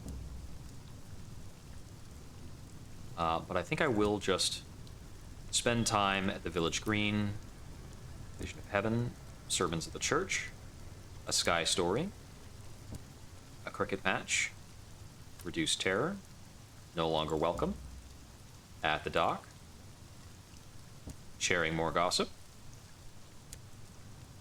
and more gossip. Back at the Village Green. Sit with the eel fishers. Gave us some supply. Serves the church. Sky Story. Serves the church. Another Sky Story. Relaxing stroll. Is this always terror? Okay, relaxing strolls are always terror reduction. Gossip. Down to 3 gossip then. Village Green. Relaxing Stroll. 47. Relaxing Stroll. Oh, that's actually 1% at a time. It's not that worthwhile. I will appreciate an amount of cider. Lost 2 sovereigns for a bit more terror reduction. That's a better amount. But it is a check. Speculative fiction. Bones in the Well. Terror has fallen, and I've gained a tale of terror. On the 3rd day it rained. The sky was a gray, drizzly circle in the well's mouth far above. The rubble underfoot darkened and swam with mud. Perhaps he would drown today, Joseph thought. A slow way to die, he remarked to the skeleton who shared the well with him. Raindrops tip-tapped on its skull. The skeleton was a good listener. Joseph had already shared all his secrets with it, all that is except one. Now, holding on to that last secret seemed pointless. After all, he was likely to drown before dinner time. He cleared his throat. It was I who pushed you, he confessed. Ooh. All right. Let's make our way back to New Winchester.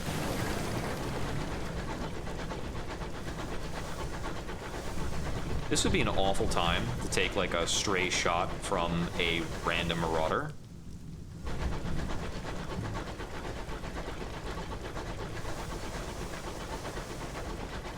And I remarked that a bit because I had seen a random marauder up in this direction. Double shifts. Extra rations. If that fails, you can lose hull. That's why one of the options there was a hull option. I think you can lose hull or lose a crew.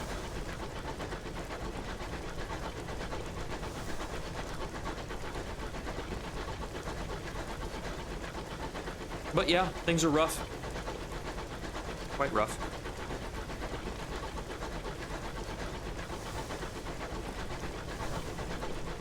You know, now that we have this extra caddy of dried tea, I think we can actually advance the plot line for the Repentant Devil. He needed 2 gourds of Chorister Nectar and 2 caddies of dried tea in order to learn about his would-be assassin.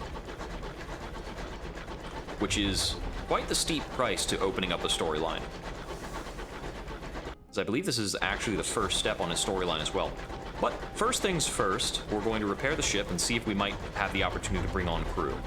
As I said before, I don't think we actually have the opportunity to bring on crew just yet. It's only about once every 14 days you can do it. And I don't think 2 weeks have passed.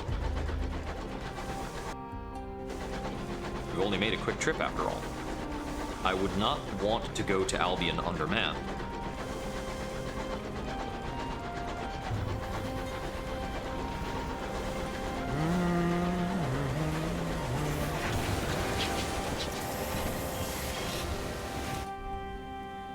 Wolvesy Station. Can we hire on crew? Nope, hasn't been long enough. Repairs? Ah, I meant to click on full repairs. Full repair. Here we go. At the bazaar. Well, 5 consignments of literature. Now, oddly enough, that is for the Trader's Wood, so we'll be kind of turning around again. Oh. Ah, we can attend the premiere of Emily Lumiere. Bishopbridge. Prominent Tacketies sit with London sympathizers. They have formed a brief truce, united in their loathing of the cramped velvet seats. A light flares on the plaster wall. The film begins. The film is titled The Concupiscence of the Verdants. Flickering images on painted lenses jerk across the wall. The camera luxuriates in the collapsing brown flesh of a fruiting fungus, the flight of a sporing body, the sudden bursting of a violet fungal sac, the prolonged death spasms of a cameraman. There are gasps from the audience. I see.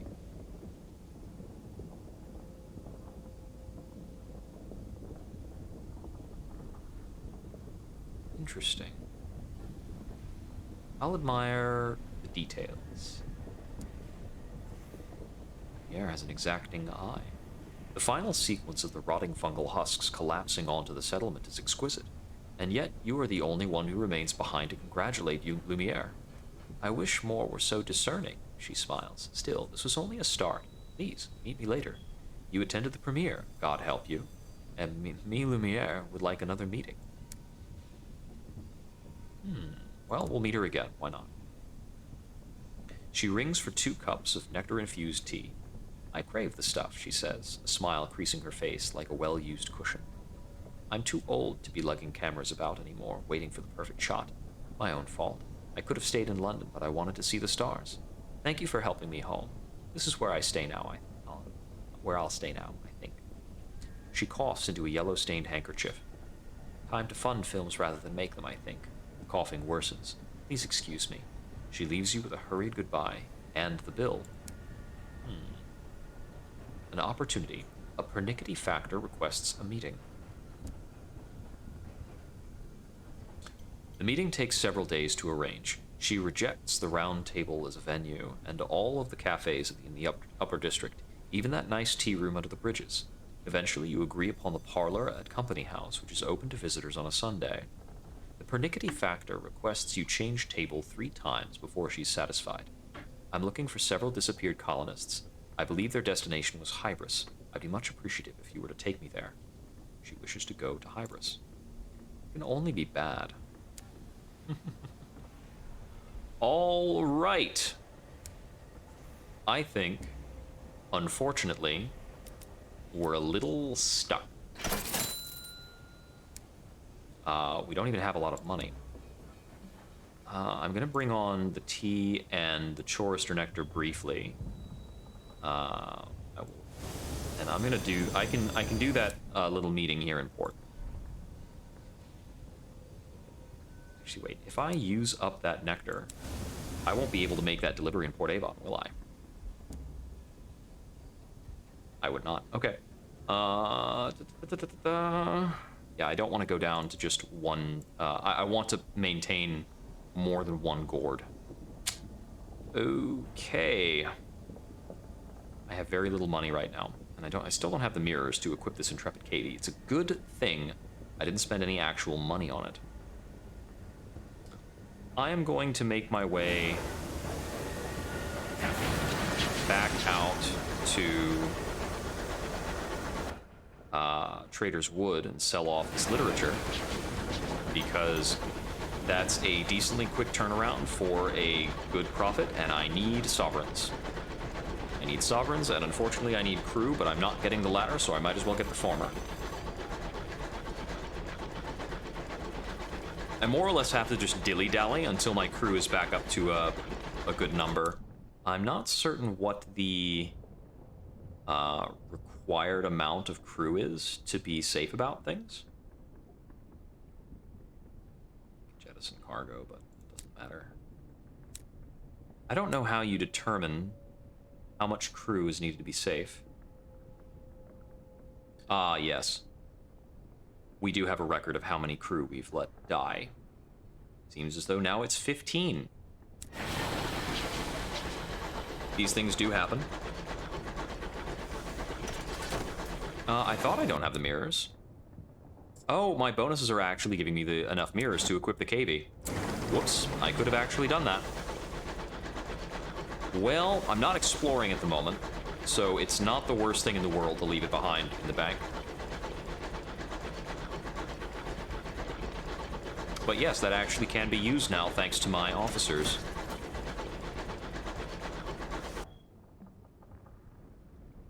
I'm just gonna go blow past Port Avon and go straight for the Trader's Wood. Now, another thing of note is if I could take out a Scribe Spinster, that would put me back on track. I'm just really worried about doing so with so few crew. I think that if you take a certain amount of damage, you can trigger a crew loss event after a combat is over. Because the game does track, like, whether or not you're in combat. Oh, hey, a cantankerine.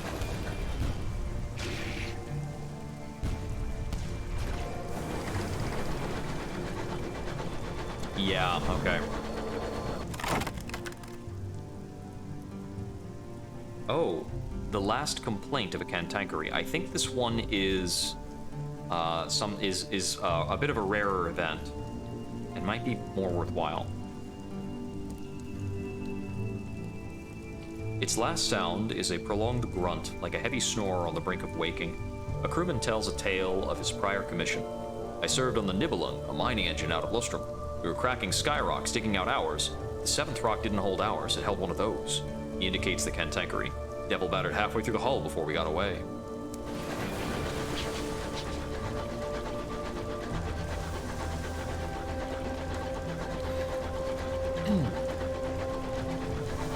Yeah, I think that's correct.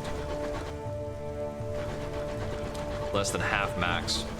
Unfortunately, that means that even if I unequip my item that is bringing my maximum up to 16, I'll still take the penalty because my other maximum is 10. Yep. Bummer.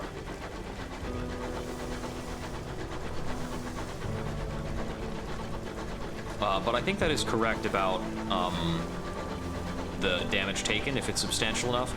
I'm not 100% on that. Now, I know that certain enemies can cause bad events post-combat if you take damage from them. But that's more based on what you're dealing with. A Grimalkin is a decent weapon to try and fight a Scribe Spinster.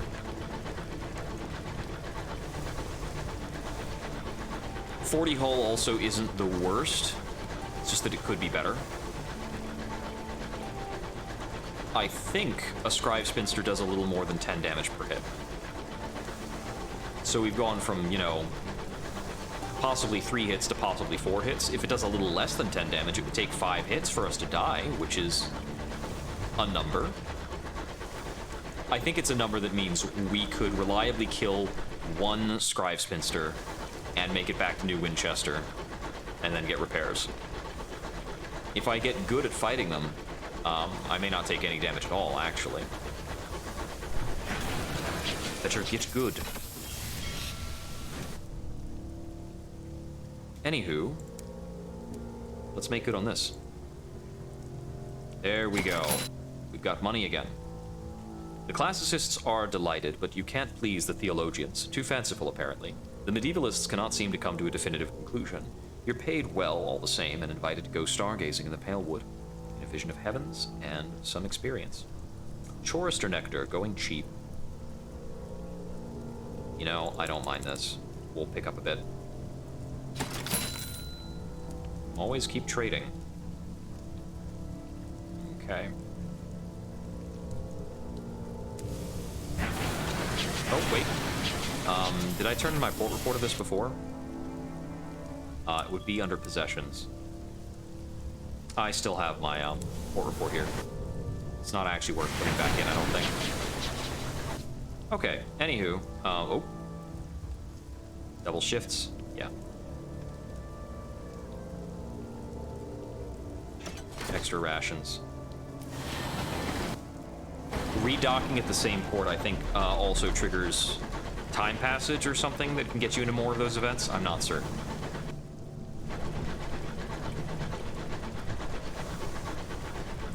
The deep wood. I think you wind up having to come back here at the end of one event or another.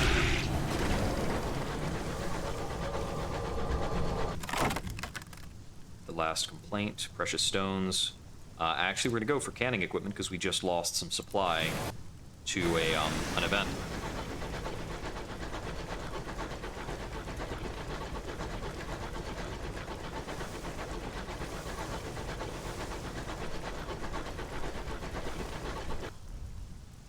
A touch of the skies. Brandy. That one's a terror event.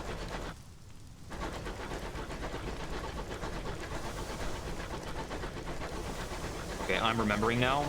This is a bit more of a trek. I think this actually kind of takes you around a bit. And I can't really deal with a lot of complications right now. I'm not well equipped for that.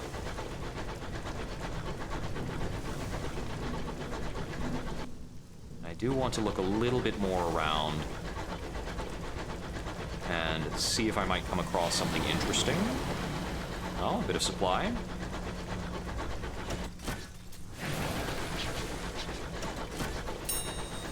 Fuel, good. Handy. Okay, I'll send a scout once. Oh, look.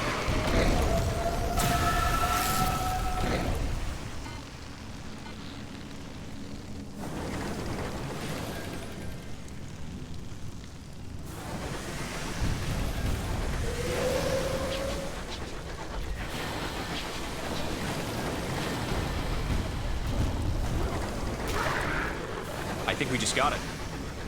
Nice. Okay. I think the magician's equipment fix is the first thing I want to do, because there are more plots that are gated behind that. Good. Good, good, good, good, good. Oh, and something valuable up over this way. What do we have? Discontent. An engineer cries out, her voice hoarse as a professional mourner. It's gone, she points through one of the stained glass windows. A star, it winked out. You look through the glass, stars burn upon the firmament. The specific patch of sky she's pointing to is indeed empty, but you couldn't say if a star had been there before. More brandy. Okay. No! Not, okay. Not the fucking candle wind right now. If I didn't find supply in that little cache, and I was stuck into any more of the candle wind, that would be the goddamned worst. Get the hell out of here.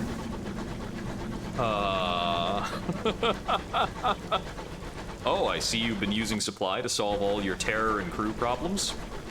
Candle wind.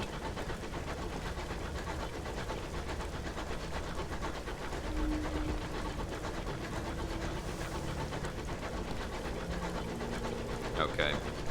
And we're not going back into the Trader's Woods right now, but we will make our way to Port Avon and see about the Magician's Box for Palmyra and Plenty's.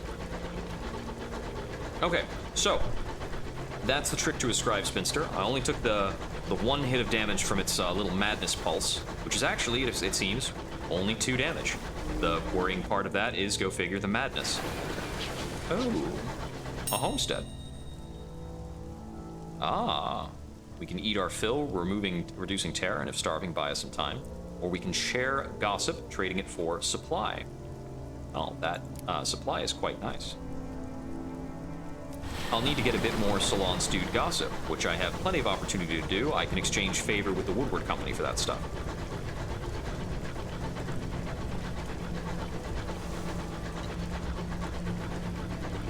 But yes, the trick to fighting Scribe Spinsters, it seems, is to mostly keep them at long range. Our gun is a little bit longer range than even their long-range shot. I've learned that from how many of their long-range shots I've just barely outdistanced.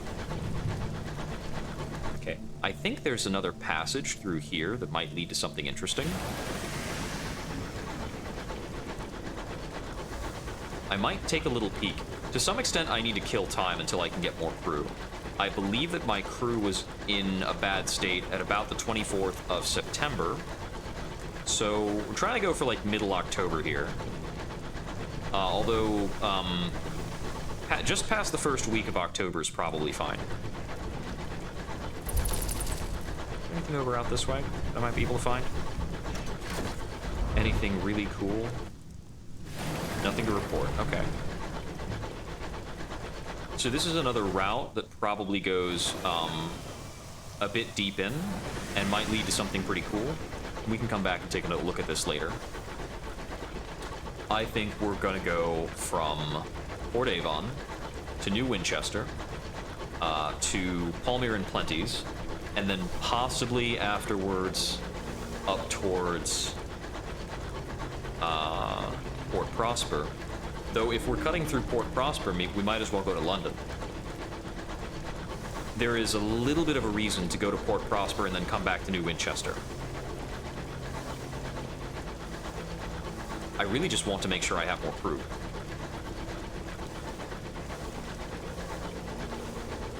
If I can't get more crew, a lot of these plans fall flat.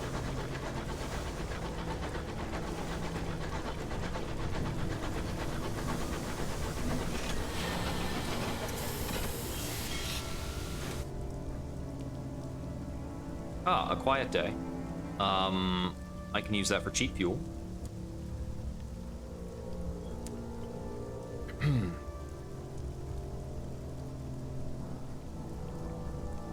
Materials for the Reclusive Carpenter. The Reclusive Carpenter bids you deliver the material outside his workshop and return in 2 days. After the time has passed, just outside your locomotive, you find the magician's equipment boxed and ready for transport. The carpenter is nowhere to be seen. Disappeared as if by magic. And I'll buy a bit more supply. Good to go. Let's be off. Some of this coffee isn't quite sitting right. I think I might have picked up a bit of the dregs.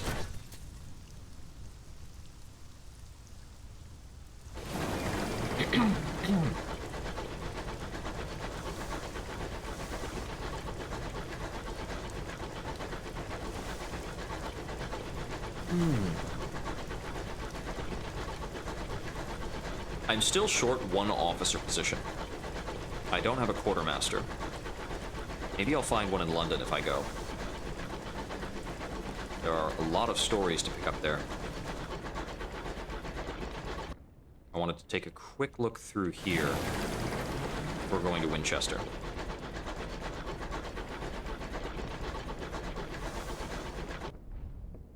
Discontent.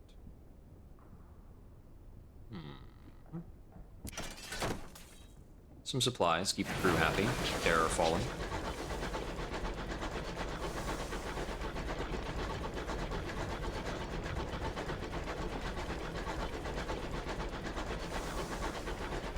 I am quite concerned with how much stuff we've jettisoned. It's a real shame. We could be due for a trip to Magdalen's, but I don't have any, I can't fix my nightmares there anyhow. Oh, what's this? I'm not familiar with that shape of curio.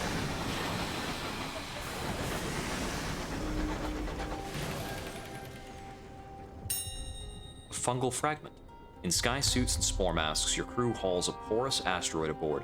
The top half is veiled by a mesh of fungus like minty crinoline. Lichen of all shades cling to the underside of the rock in an iridescent coating. I see. Well, this will do well for the phlegmatic researcher. I have found 2 of the things he needs. Let's see, what was the third thing? He escaped fumes. Your skeleton crew are unable to keep the engine in a necessary state of repair. This morning, a leak filled an aft corridor with gray, noxious fumes. I can order the crew to repair it, or I can seal off that section. Close the doors, seal them with materials recovered from your supplies. Venture in and perform the repairs myself. I'll seal off the section. The fumes are pernicious. Unchecked, they would creep through your engine into cabins and to choke sleeping crew, and into the galley to spoil the supplies. But your seals are thorough and keep them at bay. More problems solved with some more supplies. I get the feeling we've gotten this message several times about our ship being crewed mostly by the living. I wonder if in the Blue Kingdom, where it said the dead go, maybe there our dead crew will become an asset. Or a terror. It really just goes one way or the other. Either we'll be haunted by our consistent loss of men, or perhaps someday there will be a reason for all of this. Who's to say? Things are strange in the skies. More crew. A lot of them. Come aboard. Don't worry about the empty beds and the things that were left behind. We don't really need for repairs. Prospects. Stained glass. Souls for Port Prosper. Consignment of 3. We have souls. And also, this gives us reason to go to Port Prosper, which is handy. We'll bring the KV on. Actually, I'm just going to equip the KV now at the hold. And we'll stow the Dividend Bat. Thank you, Halages.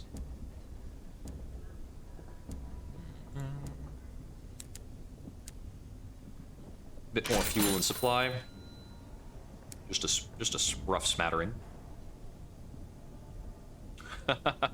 You know, that's a good point. Let's get repaired. There's no particular reason not to. It's just 6 sovereigns. The cost scales with how damaged your hull is, which I think is unlike Seas, if I remember. Doesn't look like there's anything new in the city. Is there any investigation about the black box we can get around to? Ah, we can consult with an academic, which we haven't been able to do before. Oh, we've also got a very good chance if we want to detonate the lock.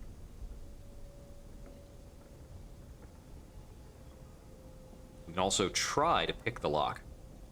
A consultation with an academic. The academic is wild-haired and scatterbrained, but his expertise is undeniable. He provides a wild hypothesis. We know that judgments, the suns, made the laws that govern all things.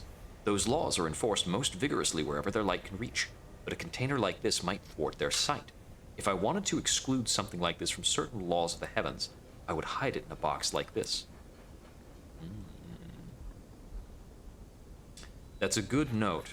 You don't want to open box in a place where light exists.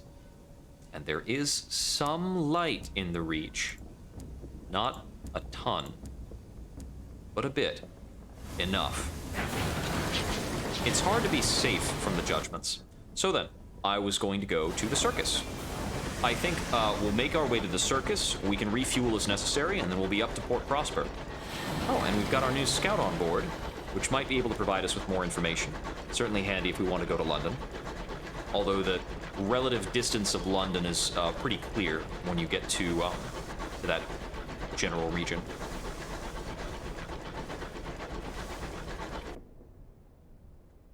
I should check out this area here as well. This big black blotch.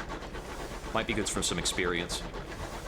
A lot of little vignettes and turn-ins wind up netting you 50 experience, which is about the same experience you get for just flying into certain regions of space. So flying into certain regions of space is effectively the same as picking up certain curiosities and small items.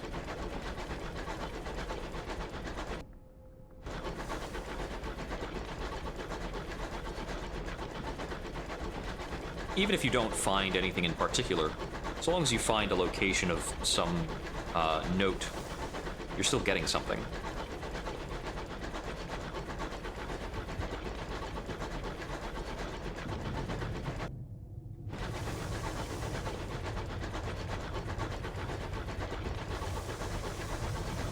It seems this one probably isn't a landmark, though.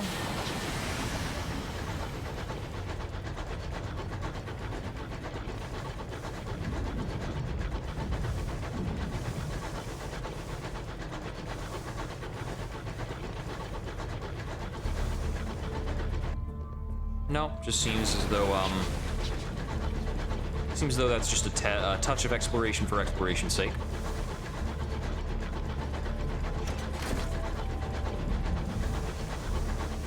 No, looks like there is a house to trade with, a homestead. I can spin a yarn of my adventures to trade a sky story for supplies. Sky stories pile up over time. Sometimes you get sky stories and tales of terror when things go wrong. So they can be like a handy little backup resource. It's nice to think that your failures can still be productive. And it's true. The studio is fail better after all.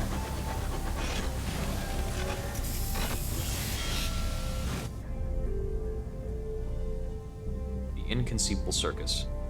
A quick port report. Recruiting crew from the circus is always difficult. Behind the tents. Repaired equipment for the magician. Gained 100 sovereigns, 500 experience, 2 gossip. It's been some time since I've been able to do anything worth a damn. I remember back in those days, the people my performances would attract. His glance catches on an old poster of himself. He requests you leave him alone to practice. Okay. Let's see. Well, next down the line is a Bereaved Acrobat. They half raise themselves from their deep cushions in greeting and bid you sit across from them. They ask how you enjoyed the show, and before you can answer, they apologize for their performance. I'm nothing by myself, they say, without my twin there to catch me, or there to leave for me to catch. It's quite dull, but they're trying to break themselves from the circus again.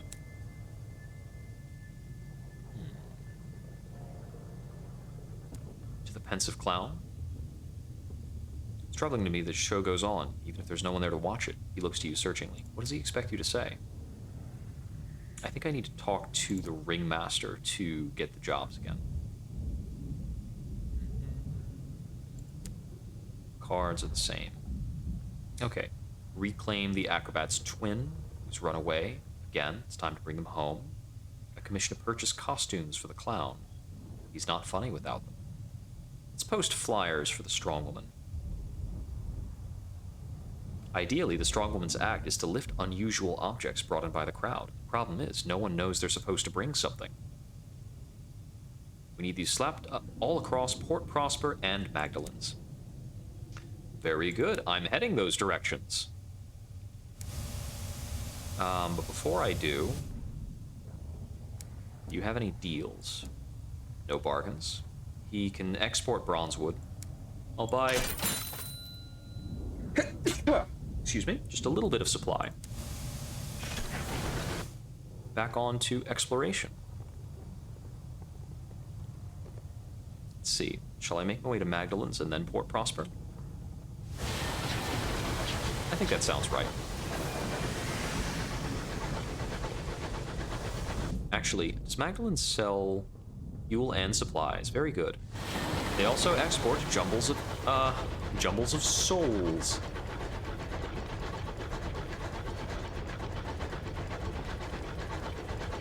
Interesting that Magdalen's will export souls and the devils will instead export honey. I suppose Carillon is a rather chipper batch of devils. Not too untoward. This is about the right heading. We'll make our way past the memorial to the unknown rat. That'll reduce our terror a little bit. And you know, I might be able to try some interactions with it. That's right, I'm out of coffee. And I have no more.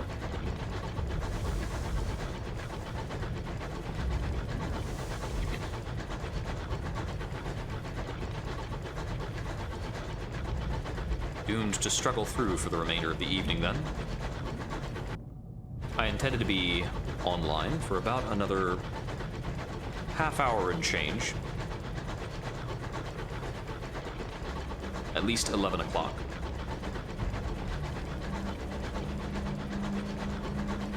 So long as time holds consistent.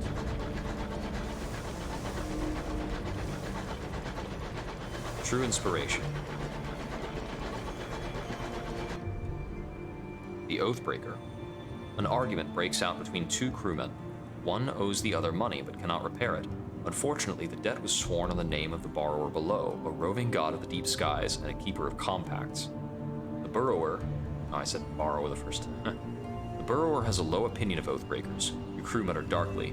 They fear that this will bring them bad luck.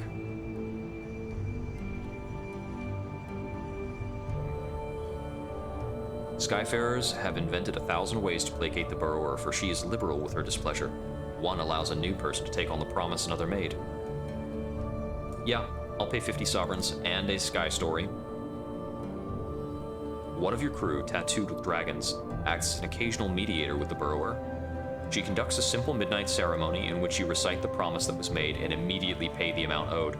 Your purse is lighter. The debtor, the deadee, and the mediator seem happy. Outside, the sky's fogs are as thick as soup. The borrower below is watching you. We've attracted some attention, then. It is not bad to be watched. It is bad if something is angry with you. These are very different circumstances.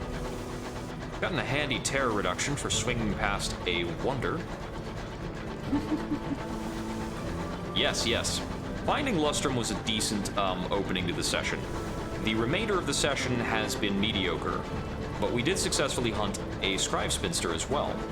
And we made good on 2 prospect deliveries, which was a good bit of gains. Unfortunately, the gains from one of those prospect deliveries almost entirely evaporated in a bungle in the Trader's Wood. But hey, we gained a level. I believe it's always 1,000 times current level to gain the next level.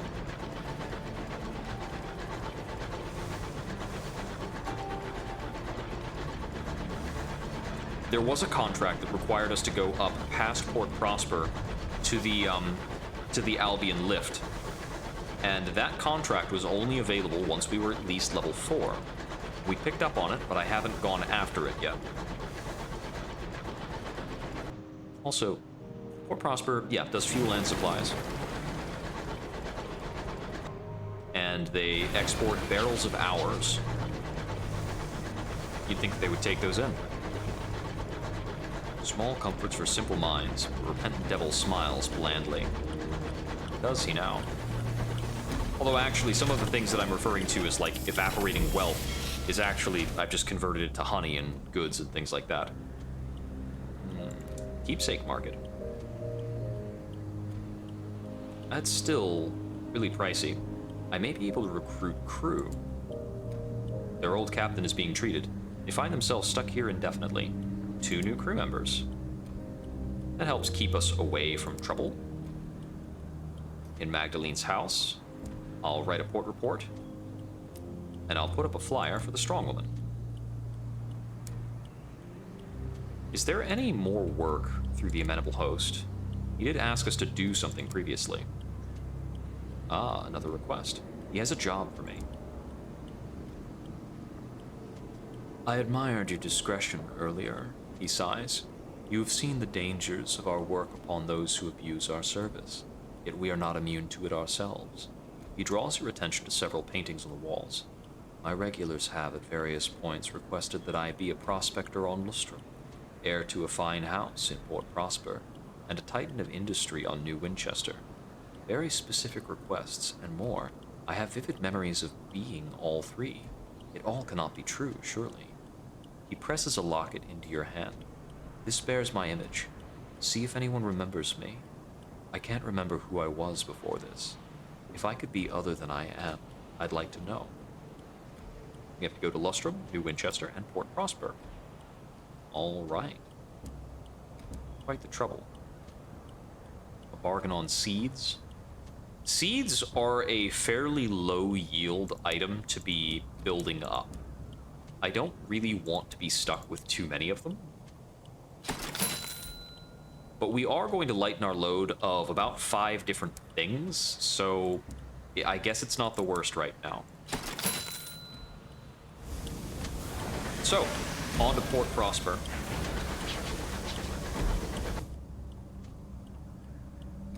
It's possible that there's a passage up through here. I should take a quick trip up north to see if that's doable, or, you know, how much there is to see up there. This is a nice chunk of sky.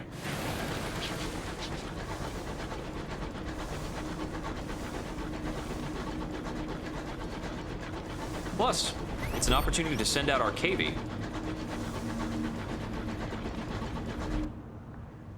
Find a value all the way over there.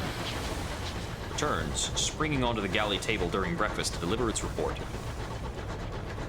So, this is the Cantankeree nest. We're pretty good at dealing with Cantankerees, even, you know, a whole mess of them. There is a bigger, burlier version of Cantankerees. And that's the bigger, burlier version. You will miss. Thank you for obliging. Back up into this here. Ah, we can disperse the rubble for to lose terror, or we can grab an uncanny specimen. grab that, actually. Up to 4. Okay. Ouch. It's a bull Kenton carry. I couldn't remember what they were called. They're a little hard to hit.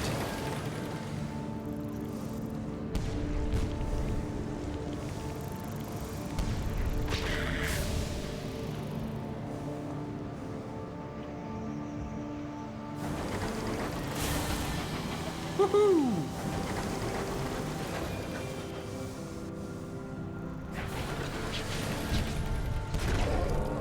A little hard to hit. They should be more worthwhile.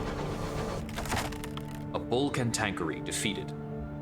We can chisel precious stones from its carapace, or we can capture a lesser cantankerry clinging to the bull's underbelly, spend supplies, and try to acquire a caged catch. So you can lose up to 2 crew on this, you do lose a supply, and it is a chance to succeed. We'll just go for sovereigns. 38.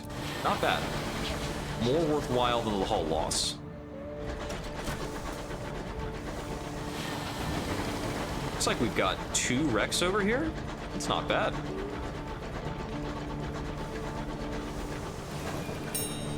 Okay, scavenge some crockery.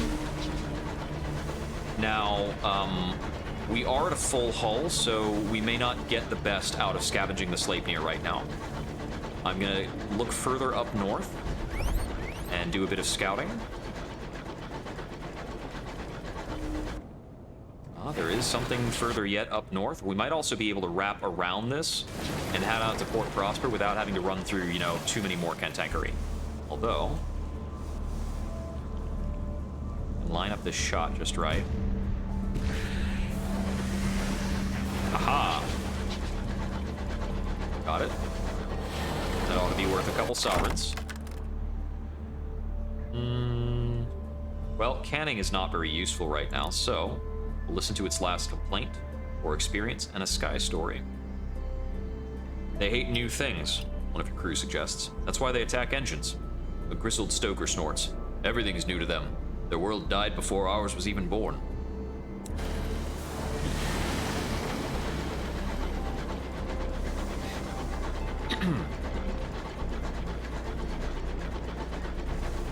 Bit of a terror tick up from being around here. Combat tends to do that. A touch of the skies. An additional ration of brandy.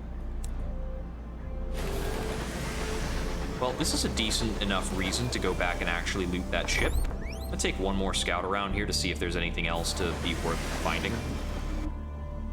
A few more of these ruins. Quite a few. Well, some of these could actually be old ships. Some of them are assaying points, which I can't interact with.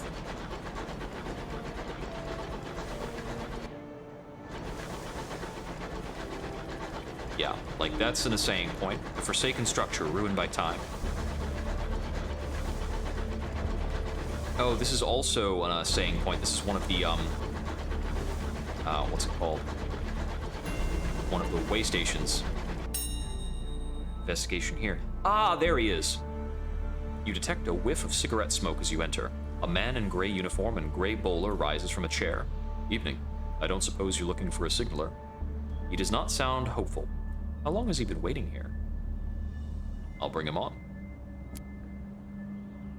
He always shows up at one of the, at one of these stations along the way, and I think this is close to the last station. He is startled by your response. Oh, right. I was expecting you to say no, to be honest. You ask what he was doing here. I work the Isambard line. I'm the last one, I suppose.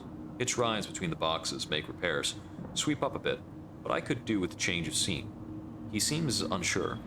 Well, I'd better get my things together. He picks up a modest holdall and checks his hat on his head. Yes, I think that's everything. After you, Captain.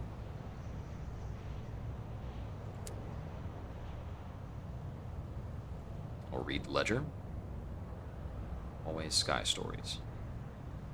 Hull, aggrieved cantankery. Backplate, bad launch off Port Prosper. Front plate, bad landing on Port Prosper. Hull again. Jones. A change in personnel gives the captain optimism for the next leg of the journey.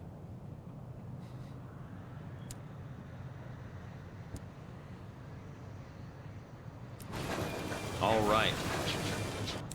When looking to converse with the fatalistic signalman, he gives veils and actually 6 mirrors, and also +1 gloomy guidance, which is something altogether different. Like, that's actually unique, somewhat.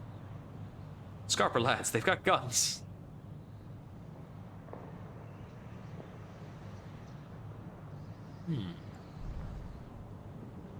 I can trade tales of terror over tea and biscuits. He is reticent by nature, but can be coaxed into conversation over depressing stories with horrible endings. His mustache is stained with nicotine. His Eisenbarred line uniform is neatly pressed. He always expects the worst, confident in the knowledge that he will still be disappointed. Soon you're engaged in dismal competition. You raise the sad fate of Parliament and the tragic disappearance of the HML Parsifal. He counters with the story of his own past. I worked on the Eisenbarred line. It was meant to ring the whole reach, a chain of accelerators and hour funnels to speed locomotives between the outer ports. Doomed from the start it was. Some said cursed, but I reckon building a road around the sky is just bloody difficult. It were never finished. He slurps his tea. I'd like to take a proper tour of the reach, see exactly how stupid we were. Signalman wants to go on a lengthy tour of the reach. Accumulate 6 reach port reports. Alright. 6 port reports for destinations in the reach. What are we currently carrying? I think 2 tops? We've got 4, actually. And we're going to make our way up to Port Prosper, which is a 5th. So that's pretty good. If I remembered what he required, I could have been a bit more prepared for that, but I think that's perhaps a tad unreasonable. Just a touch. As for the actual locations I'm holding reports for, I've got Port Avon, Magdalene's, Palmyre's, and Trader's Wood. That's about the entire northern slice, minus Port Prosper. So if I go from Port Prosper, I'll have to go back to Winchester, more or less, and then go through there to either Carillon or Leadbeaters, and I would accomplish his objective. I think I can turn them in afterwards. He just needs you to have 6 port reports all at once, from what I recall. Only the most foolhardy treasure hunters come here, braving the roads where scribe spinsters stalk. Is that so? Well, I should be on the lookout then. A wreck. Let's take a look. The wreck of the Buffalo.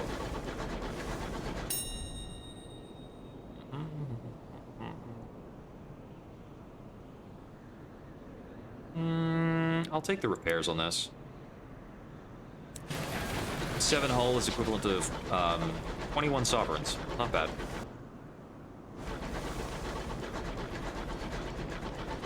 Go north around this.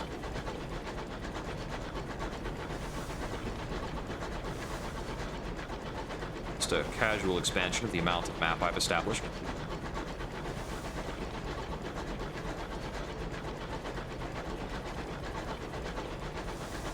Ah. Partner eels. Scooped. Thank you.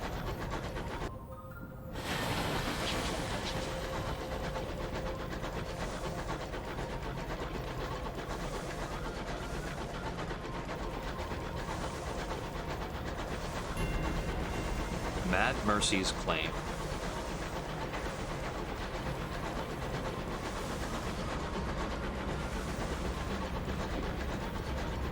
All right.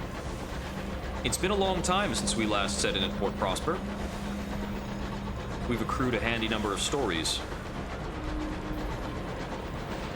Last time I saw Port Prosper, it was a dock, 3 sheds, and a goose.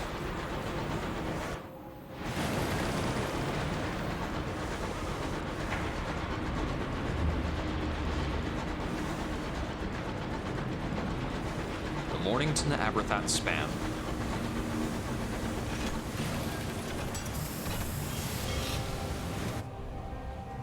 Queen's Cross Station. Now, first of all, the bazaar, turn in these souls for a tidy profit. A tip of sovereigns. Lord Blank of Port Prosper requires 3 consignments of souls for an infernally themed party to celebrate his diamond wedding anniversary. The quality of the souls is immaterial. Their function will be purely decorative. God save the Queen, etc. A butler receives the bottled souls at the servants' entrance to a grand townhouse. Thank you, and please accept this small additional sum as an indication of how highly we value your discretion. See, there's a bargain on hours, gaining 55. If I sell those without an opportunity, that's only a gain of about 5 sovereigns apiece, I think. Like, that is barely ever worthwhile. Yeah, the regular value of hours is actually 80. The sellback value for them is 40. So if I sold those without some kind of reason, I'd be taking a loss, actually. Delivering the materials to the clock. You are paid extremely well for the delivery, and the foreman shakes you warmly by the hand. Won't take us no time now, he says with a grin. Maybe we should name the damn clock after you, eh?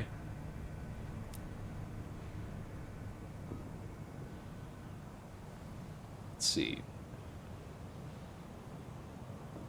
I think there's not much more to do here. Celebrations.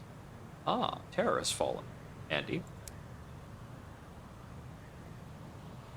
In an exploration of Port Proper, we'll write a port report. We can search here for the amenable host's identity. Not a soul in Port Prosper recognizes the locket. Who's that then? Does he still wear his hair like that? Fancy, become familiar refrains. More promising is the house you saw painted in the amenable host's chamber. You locate several candidates, all apparently repainted over the last couple of years, but one is the exact location as in the host's painting. Nobody seems to remember who owned it or why, but apparently it had once been associated with the Parlor of Virtue, established not long after Port Prosper's foundation.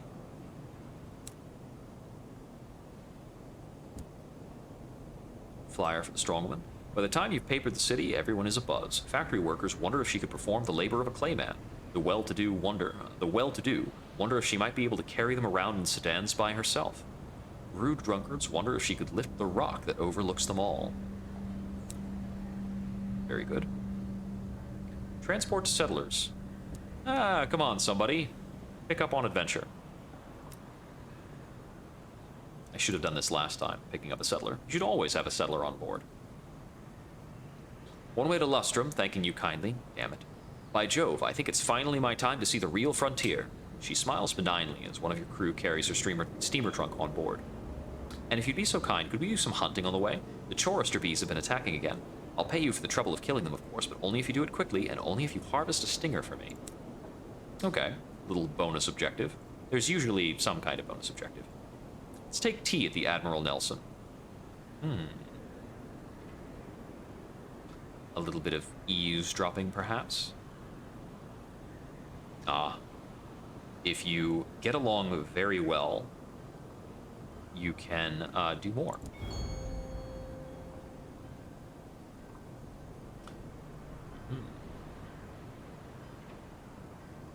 I am tolerated by the impoverished East Enders. Protesters roar outside the gates of the Fulbright factory. Admiral Nelson has invested in iron doors. It seems protests are getting quite louder over time.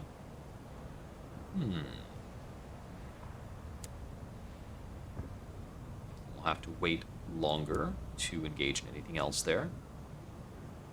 I think there's not much more to do in terms of the rest of that. So, I'm going to make my way a little further in because I actually have business at the transit relay as well, which should be just past here.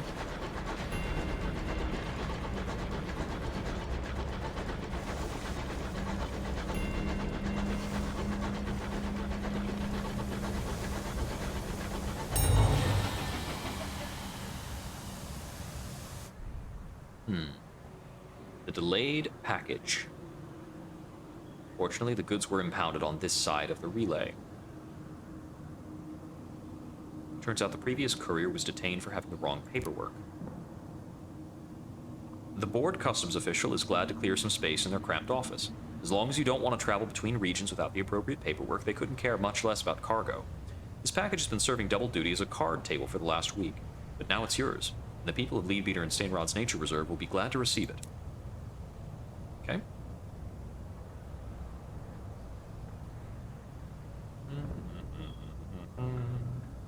Yep, we'll get a transit permit.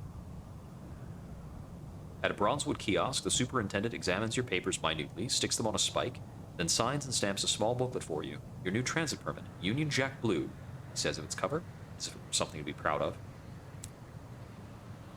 Okay. We can travel freely if we want. And I believe you have to expend a permit if you want to go first class, or you have to expend some hours if you want to go second class.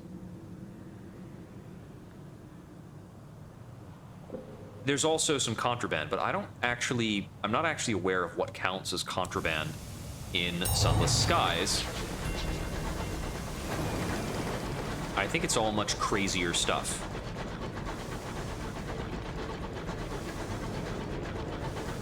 Ah, gotcha. Okay. Oh, that explains that. Well, if that actually sells later for full value, it's a much better profit than I thought.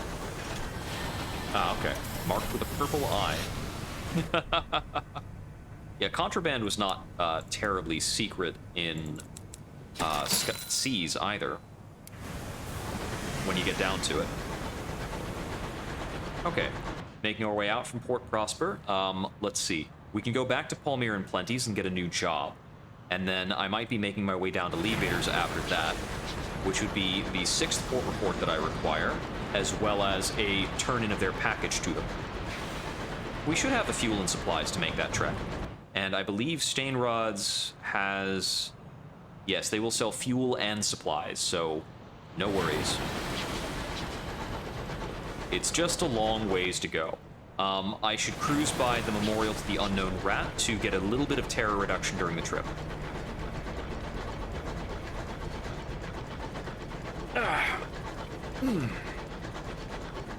Oh, please don't crash into an enduring dreadnought. It's best that you don't.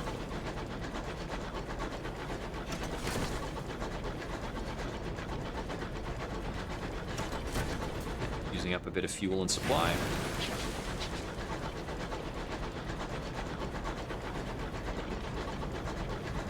Interestingly enough, getting yourself faster engines, like better engines in the game are almost never more fuel efficient. Better engines are generally just faster, and they burn fuel faster as well. This actually means that what you gain from a new engine is supply efficiency. Oh yeah, that makes sense. The most profitable thing you could do in Sunless Skies was generally, in Sunless Seas, the most profitable thing you could do was generally smuggling sunlight. The hour of the wolf. It is late, and you are alone. Doubts prey on you. Is this the path you should have taken? You trespass upon the precincts of heaven. What price should be exacted of you? What price have you already paid?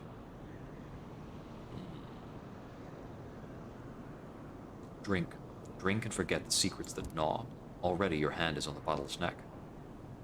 You are developing a taste for the bottle. Well, our terror has fallen a little bit, I guess.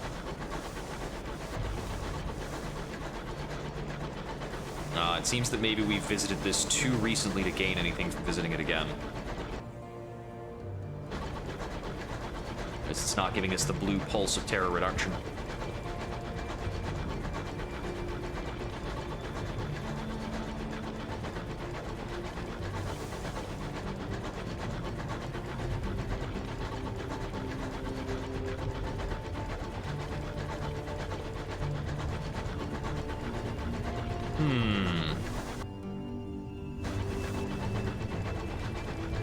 So at Palmyra's, we can let them know that we posted the flyers.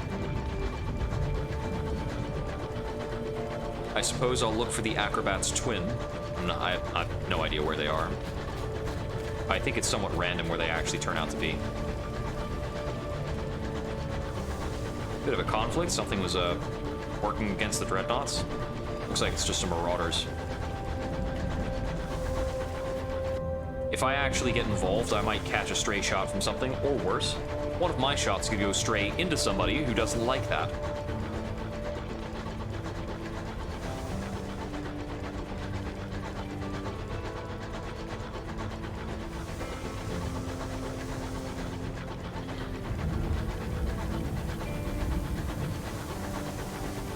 Yeah.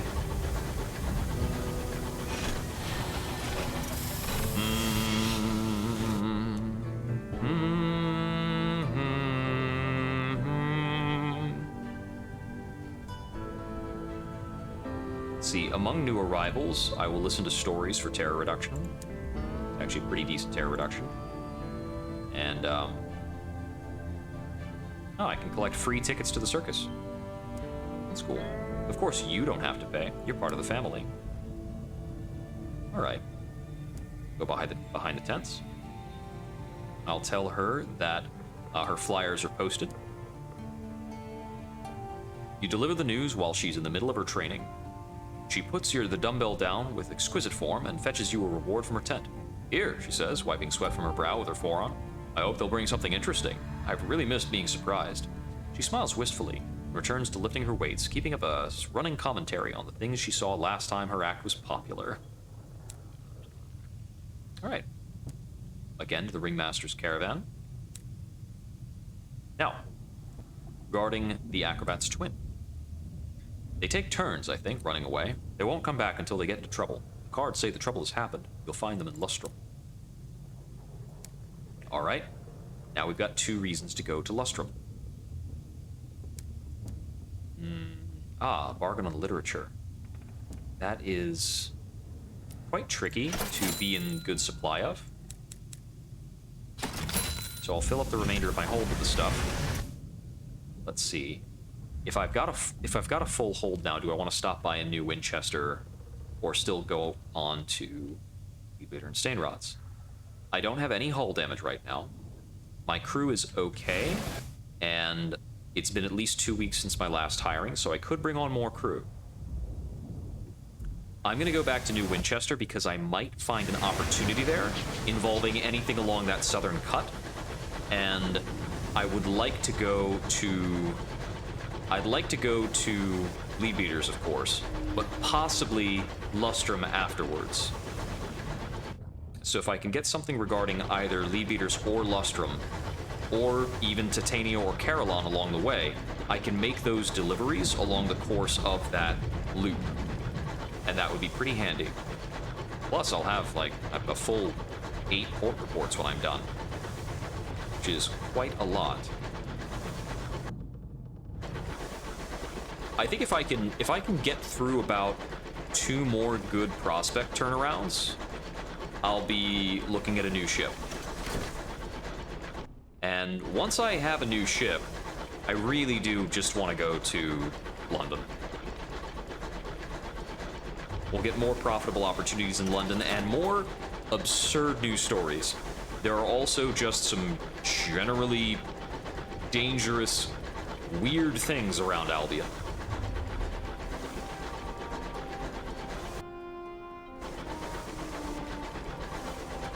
More than just the taste of danger from losing 10 crew members to the Trader's Wood.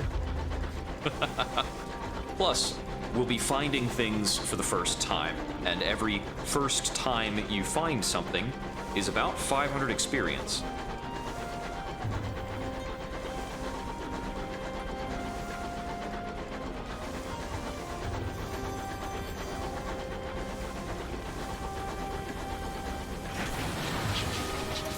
Always the same New Winchester theme when we return to port.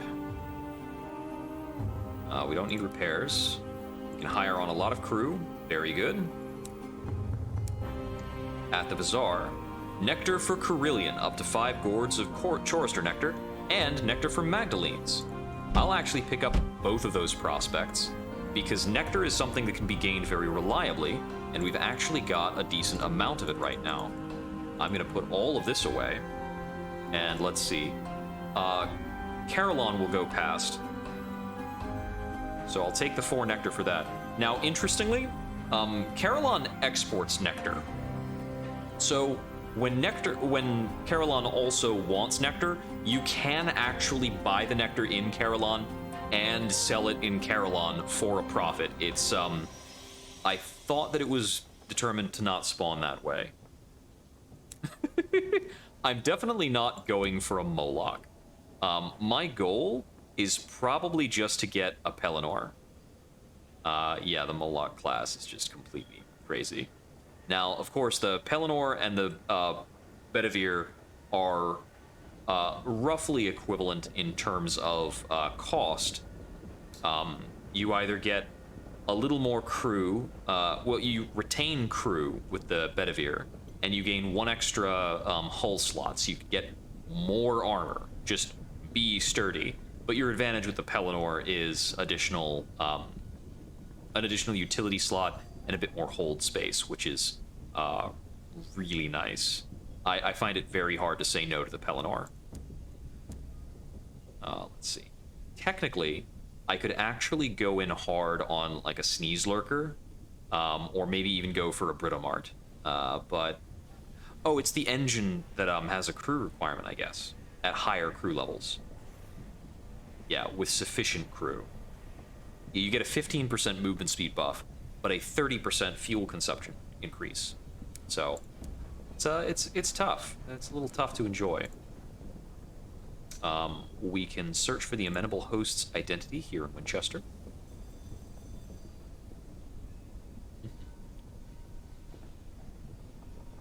Oh, that's almost... This is about the inverse. People giggle at the antiquated fashion on display in the daguerreotype, tilt of the jaw, the unfortunate arrangement of hair. But the proprietor of the round table seems to recognize the face. Oh yes, right sawed he was. She holds the locket up to catch the falling starlight through a window. Wanted to open a factory here a few years back. Something went wrong and there was a workers' revolt, not been seen since. You have found no conclusive evidence of the amenable host's identity at New Winchester. Nothing definitively conclusive. What we most want to do is actually see to all three of those. I need to remember the third place to check. Minimize some of these. Okay. Oh, and the Vagabond's obligation. Oh, I need to talk to him about quivers. Let me do that real quick.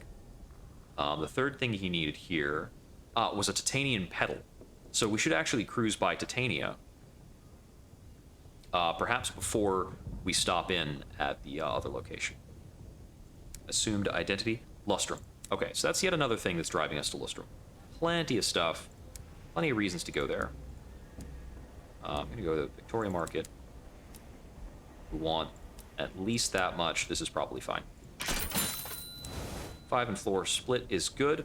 Let's see. So we've got business at Titania, Lead Beaters, and then we've definitely got business at Lustrum. So I think I want to go to Titania briefly before going to Lead Beaters, and then afterwards... See, I don't really want to drive past the well for no reason. We've also got the drop-off at Carillion of honey. We could go to Carillion, then Titania, then Lead Bitters, and then reconsider from there. We can also restock fuel and supplies in Lead Bitters, so, whatever. Alright, let's get to it. Carillon. Oh, yeah. The Pelennor is definitely the choice.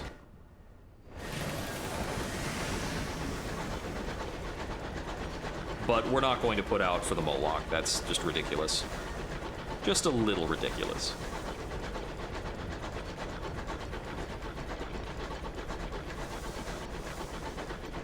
I think after I've stopped in at Lead Bitters, after this quick half loop, I might want to pop up to Magdalen's for the nectar. I want to gather nectar for the Magdalen's trip, for certain.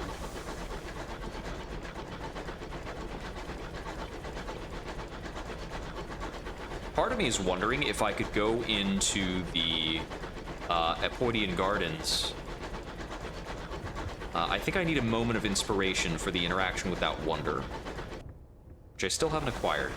Moments of inspiration, I think, are tricky around the reach with Noah saying.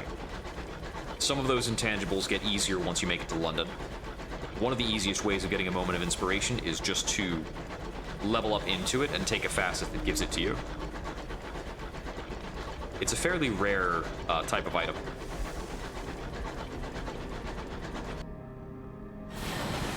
Generally speaking, everything that's suitably difficult to acquire, there is some kind of repetitive story or something you can kill that puts you on the trail of it.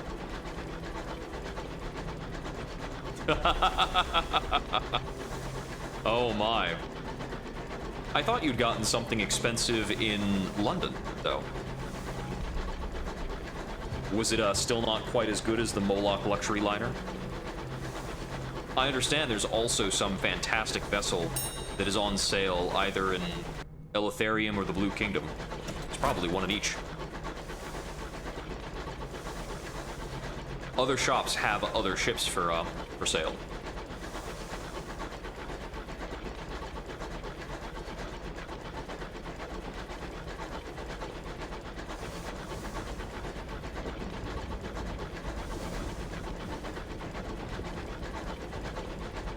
Carillon. They say scourging is good for the soul.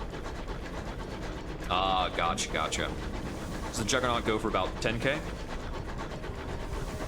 Well, thankfully, anytime you're changing ships, you're getting a trade-in. So you don't lose value if you buy a halfway ship. All right. In Carillon's foyer, I'll write a port report. I wonder if the presiding Deviless has anything else to request. Doesn't seem so. No. Ah, you can use souls to purchase indulgences. But I'm not sure if indulgences are the same as penances. Well, always a note. You can turn in souls for things. Well, that's enough of that. At the bazaar, they do require 5 boards of Chorister Nectar. I'll turn in 1. They've got a bargain on Bronzewood. But I will go to Grimory's and buy the last Chorister Nectar, then go to the bazaar and turn it right back in. Aha! Completed prospect nets an otherworldly artifact and a bit of experience. Fabulous. We would hate for the limitations of the penitent's vocal cord to obstruct their treatment. Alright. I'm not looking to bring on, actually, I probably should do this. Yeah. Yeah, I've got the hold space. I've got the hold space and then some. It's a good deal. At the Overgrown Shrine, contemplate the statue. It's just a little bit less terror. Definitely not stealing from the borrower beyond. No flipping way. And I'm trying to recall if I had any other story beats in Carillon. I think not. So we'll just go to Grimory's. We don't need more supply, so we'll just set off with this. On to Titania.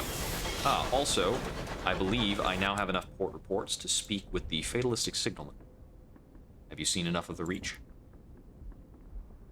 He stiffens as you approach, as if you've caught him doing something he shouldn't. People outside the trade don't understand how signaling works. Every port, every corner of the sky has its own signs and messages. It's a right mess. I've been cataloging them.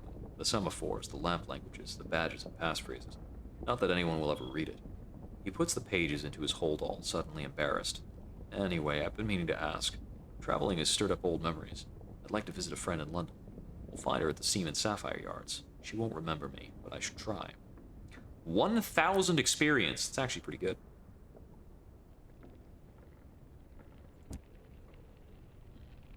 Misfortune, I suppose. Tried to join the Navy. Want to do my bit. So I go down to the recruitment office, sign all their papers, and answer all their questions. Halfway through the physical, the doctor just stops. Packs his things away. I can't admit you, he says. Why not, I ask. I reckon I'll exercise a bit, try again in a few months, see? Your heartbeat's irregular, says the doctor. First time a shell goes off with an earshot, you'll drop dead. That's how I learned I had a weak heart. Had to rethink my plans after that. I understand why that would render him fatalistic.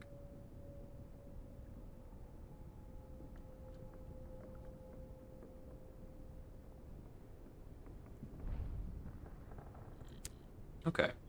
So, yes, I also needed to speak with the vagabond. His plan to track down Quivers. I've been making inquiries, says the amiable vagabond. Quivers was in a traveling Skylark band named the Blunt Instruments. They weren't very good, but they robbed the bars they performed at, so they made enough to get by. I thought the rest of them were killed in a shootout last year.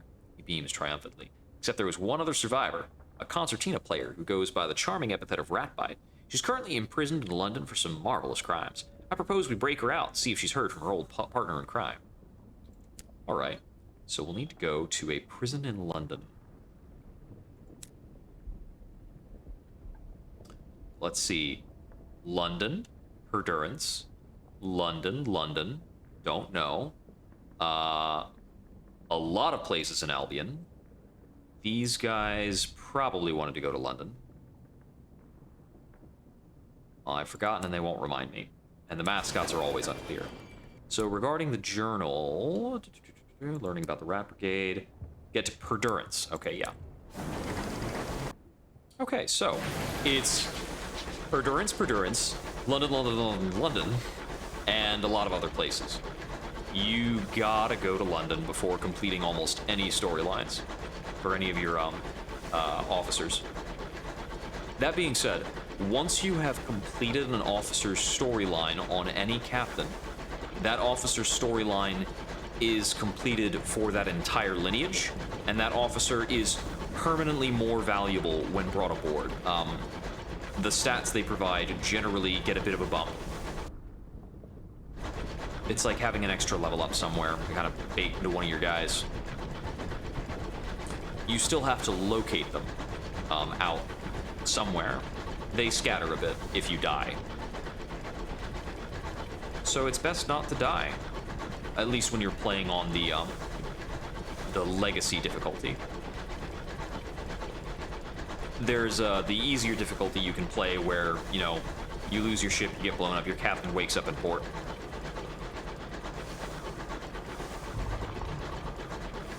Okay, returning to Titania.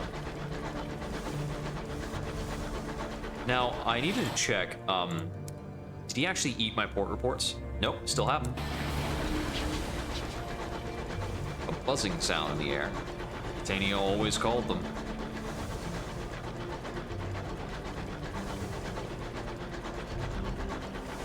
Well, this place doesn't look destroyed yet. So I ought to be able to stop in and get a petal clipping. And a port report. Oh, never mind.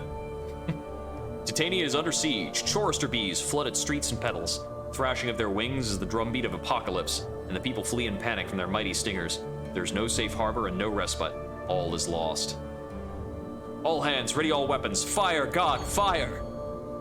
Success. Plainsong drowns the lamentation and the fury and the mind. All the world joins death's hymnal. Those who proudly defy their fate, and those who beg for wretched mercy. Those who raise their arms, those who buckle their knees. The chorister hive takes the lyrics of poets yet unwritten, the unsung songs from lips now forever silent. It is only iron and fire that quietens the voice of carnage. But lo, the song ends only by its own accord. Once the nectar is gathered, the hive departs, and there is a lasting silence.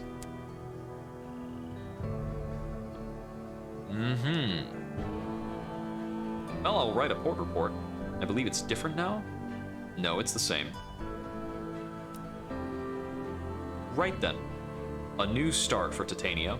Two of Titania's most prominent citizens are arguing about the new direction of the port, post-B-apocalypse. The rhapsodic mayor is disinclined to be the deciding vote.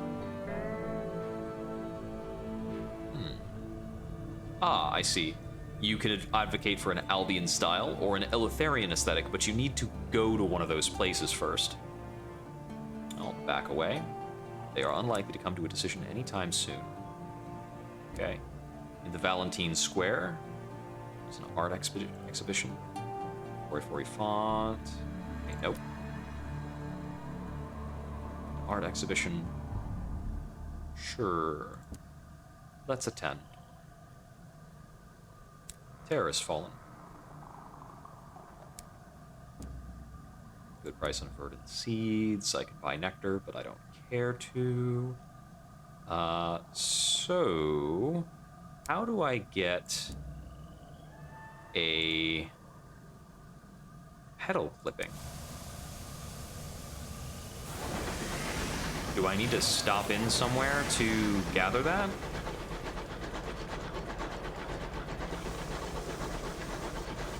Let's see. I certainly hope Titania doesn't have to be in good repair for me to get a clipping of one of the petals. That doesn't seem fair.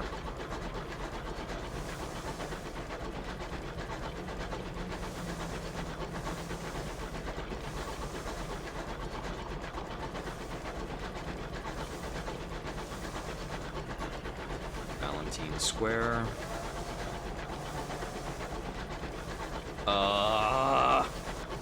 That sucks. Well, I'll just go without it then. I'll make the turn in with the bits I have right now. The researcher will be happy enough. Jeez. I did not remember that I needed to go to London before I could repair Titania.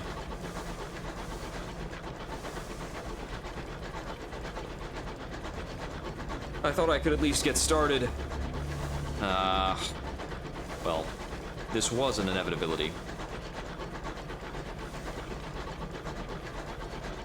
Alright, well, the plan is as it was. I go to Leadbeater and Stainrods, I give them their impounded package. I check in with the researcher, I might check in with the ornithologist. I need to go down to the Geticus hives and blast at least one set of bees. My current settler wanted a stinger as a trophy. As bad an idea as that is, I think it actually can backfire.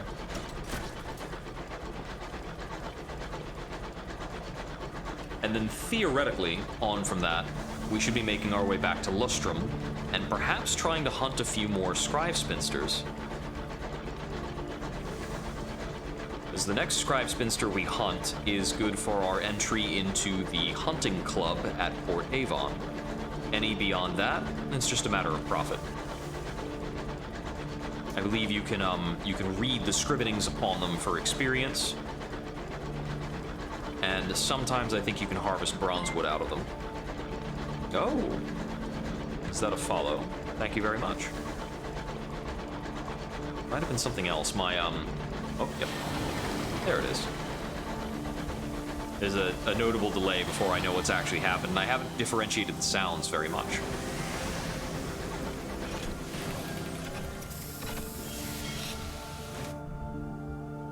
Let's see, the LNS loading bay.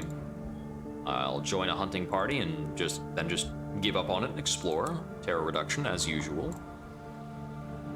Stainrod Bay. Port report.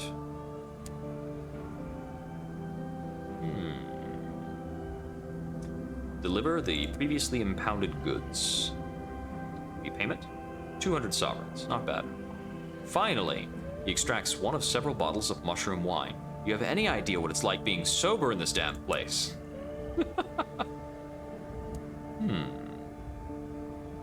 The clerk smiles as you sign your name. This one's going to New Winchester. Well, not bad. At Capabilities Inquest, the base of research, we will turn in the stomach of a Kenton Carey and crinoline from a mushroom meteoroid. These are actually nicely profitable. And in Albert's Idyll, we'll go into the reserve with the ornithologist for a few sky stories. Always good to do while we're here. Option for tea. We can carry all 5 of that. And I'll get a little bit more fuel. Okay. With that, we're headed back to New Winchester. And then the next thing after that would be Lustrum, possibly with some violence along the way. And I think we'll leave that for next time. Once we get back to New Winchester, I think we'll close out for the night.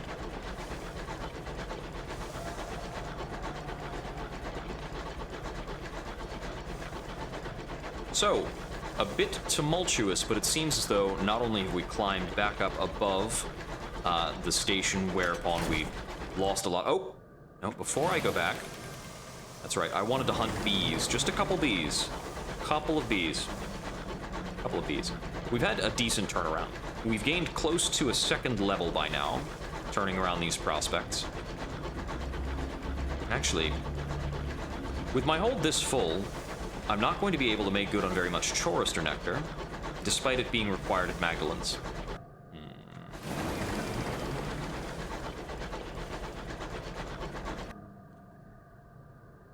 Let's see, the appointment. Yes, we'll be going into the gardens, I think, rather than the hives. It's 6 of 1.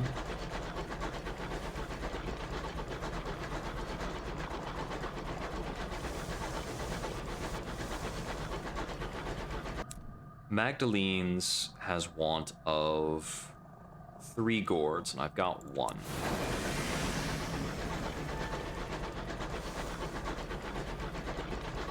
Although actually, if I got 1 more gourd of nectar, I could converse with the devil to drop my hold by about 4 and harvest more nectar. Might be a good idea if I'm going down by the Jedicus hives. I've got enough fuel to be at this for a bit. And almost no terror.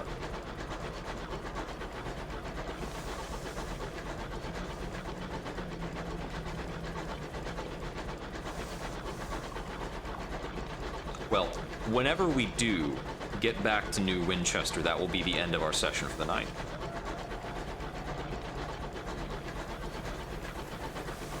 Ah, yes, the sound of money!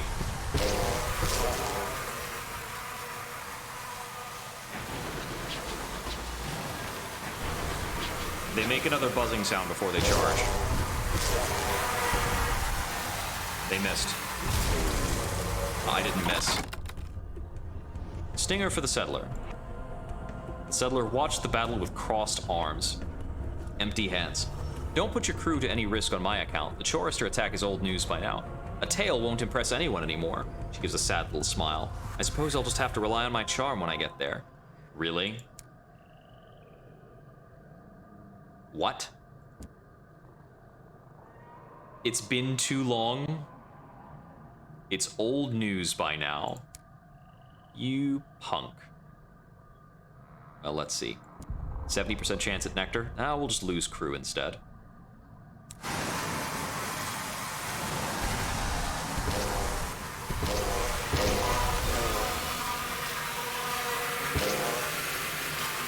Took a bit of a sting.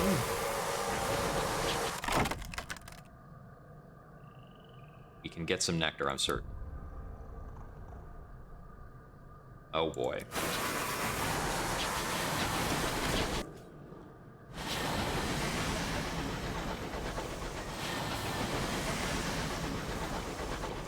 Alright.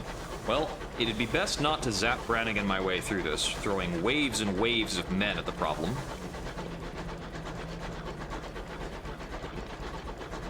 Look at all that honey. Now there's not. From the Jedicus hives, we can reliably acquire honey. You don't even need to drill it. You just grab it out from there. It always spawns bees when you do.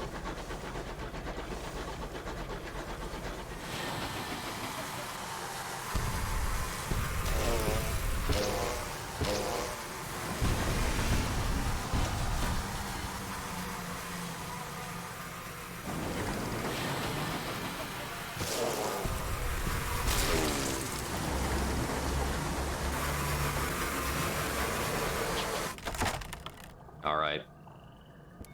Just going to go at some death hymns for a bit. It's a very simple check.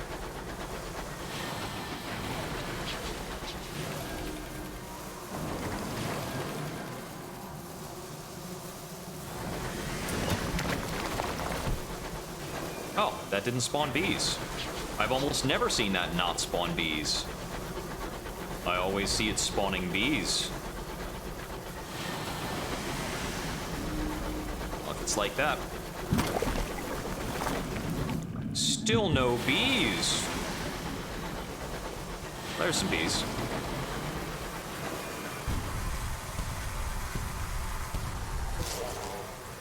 Only one of those actually hit.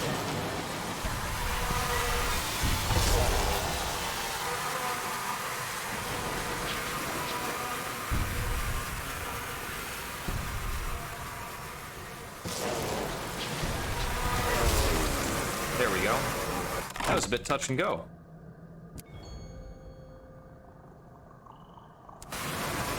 Okay. We can safely proceed out of here now. Let's go back up through lead beaters. That is enough honey for Magdalene's. So we have the option of going to complete that when we feel like it. I think the journey to Lustrum is weighing more on me.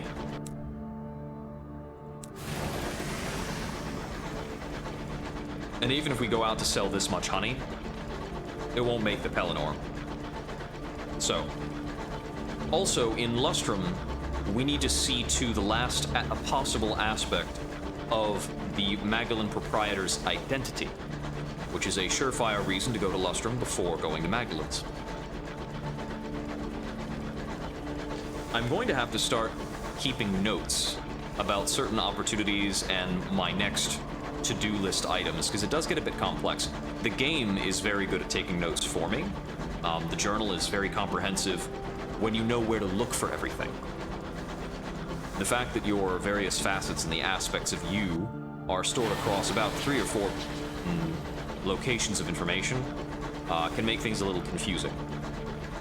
But once you know where everything is, it's easy enough to reference. But just because you can reference something doesn't mean you'll have the presence of mind to reference something. And having something written on a little piece of paper upon my desk will make that much easier.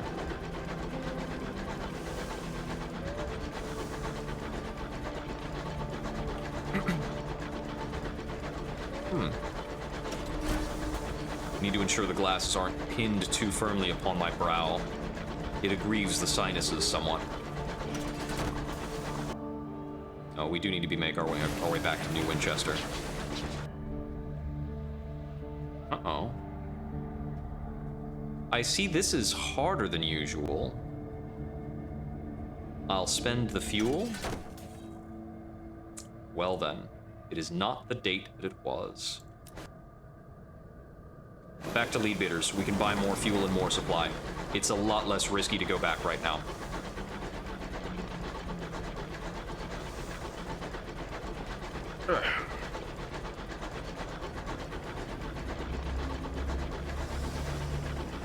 I think that the more attention you have from the various gods, the harder it is to to right yourself by pressing on. And I still don't know the consequence of failing that particular check. I'm just assuming it's quite bad. Well, we've got a lot of room in the hold now, despite stocking up on perhaps an unconscionable amount of tea. But tea is not reliably available in the Reach. You usually have to get it in London, or from other places in Albion. I can't quite remember. All right. Skyfarer supplies. Good old 3 and 2 split. I think we're good. Anyway, back out into the sky. Let's get back to Winchester. We have actually quite a lot of port reports. Ah, the Peacock Wind. Ha ha ha! Congratulations! They'll be getting you around at the pub. It's quite the preposterous trophy. Yes. The Peacock Wind does still build your terror at a pretty fast rate. Oh, look, bees.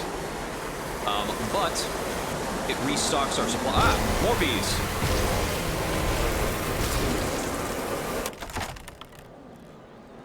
You still don't want a stinger, do you? I got it about as fast as I could, you shrew.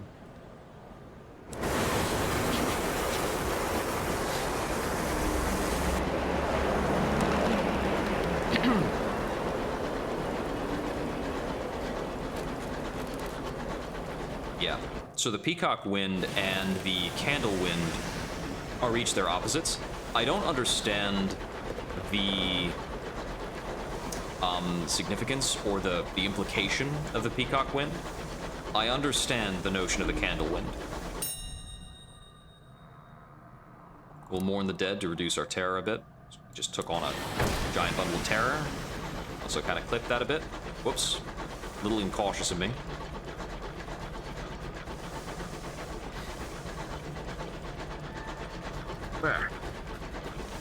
Yes, I do have somewhat aggrieved sinuses. The stovepipes and tackities are at it again. Quite thoroughly, it seems. And the chorister bees are getting in on the action. A handful of bees ought to solve this.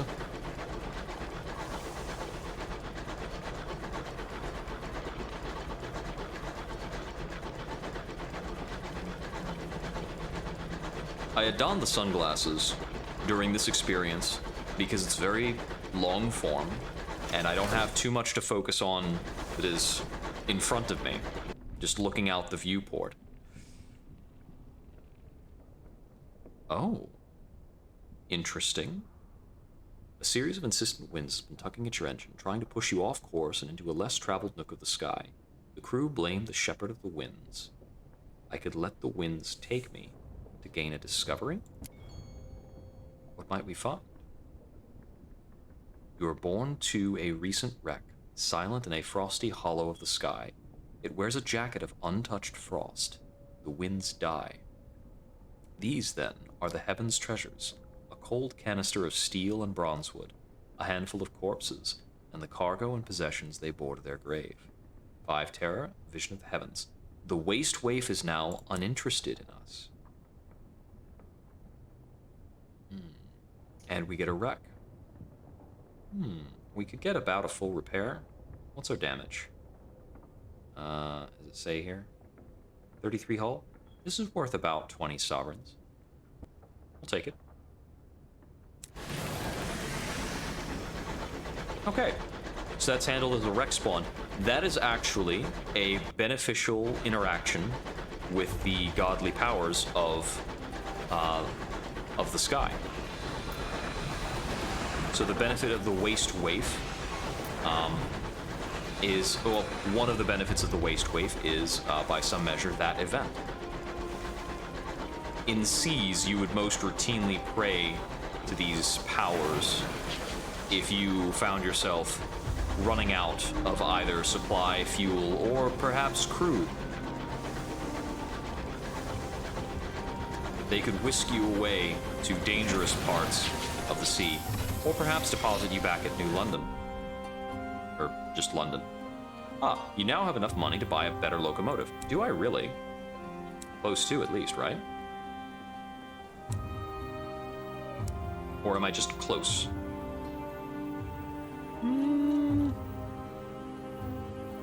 I don't know. Oh, I suppose I have enough to buy the Parseval-class Courser. Able to mount a heavy weapon. It's got one additional crew slot. It does not have the bronzewood plating slot, but it just has 10 more health. Unfortunately, it only holds 6 crew at a time, which I find is really hard to deal with in a lot of cases. But we could buy that if we wanted to. Explosives for Lustrum. We were going to go to Lustrum.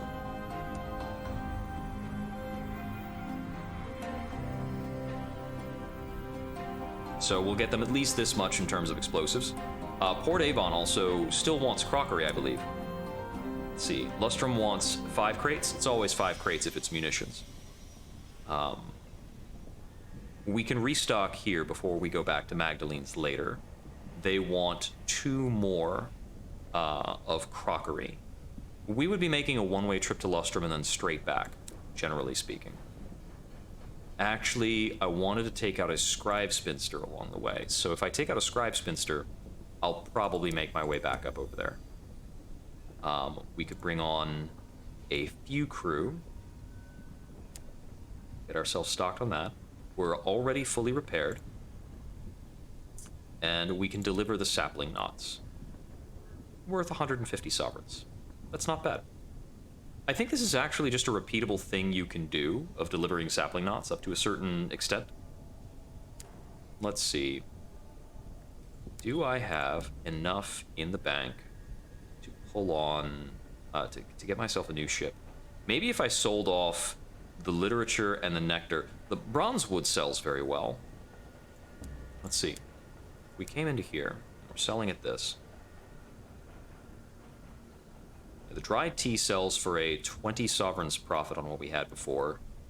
We're still 1,500 short of the ship I want. So, about 1, 2, 4, 5, 6. We're about 2/3 there if we sold off a lot of these goods.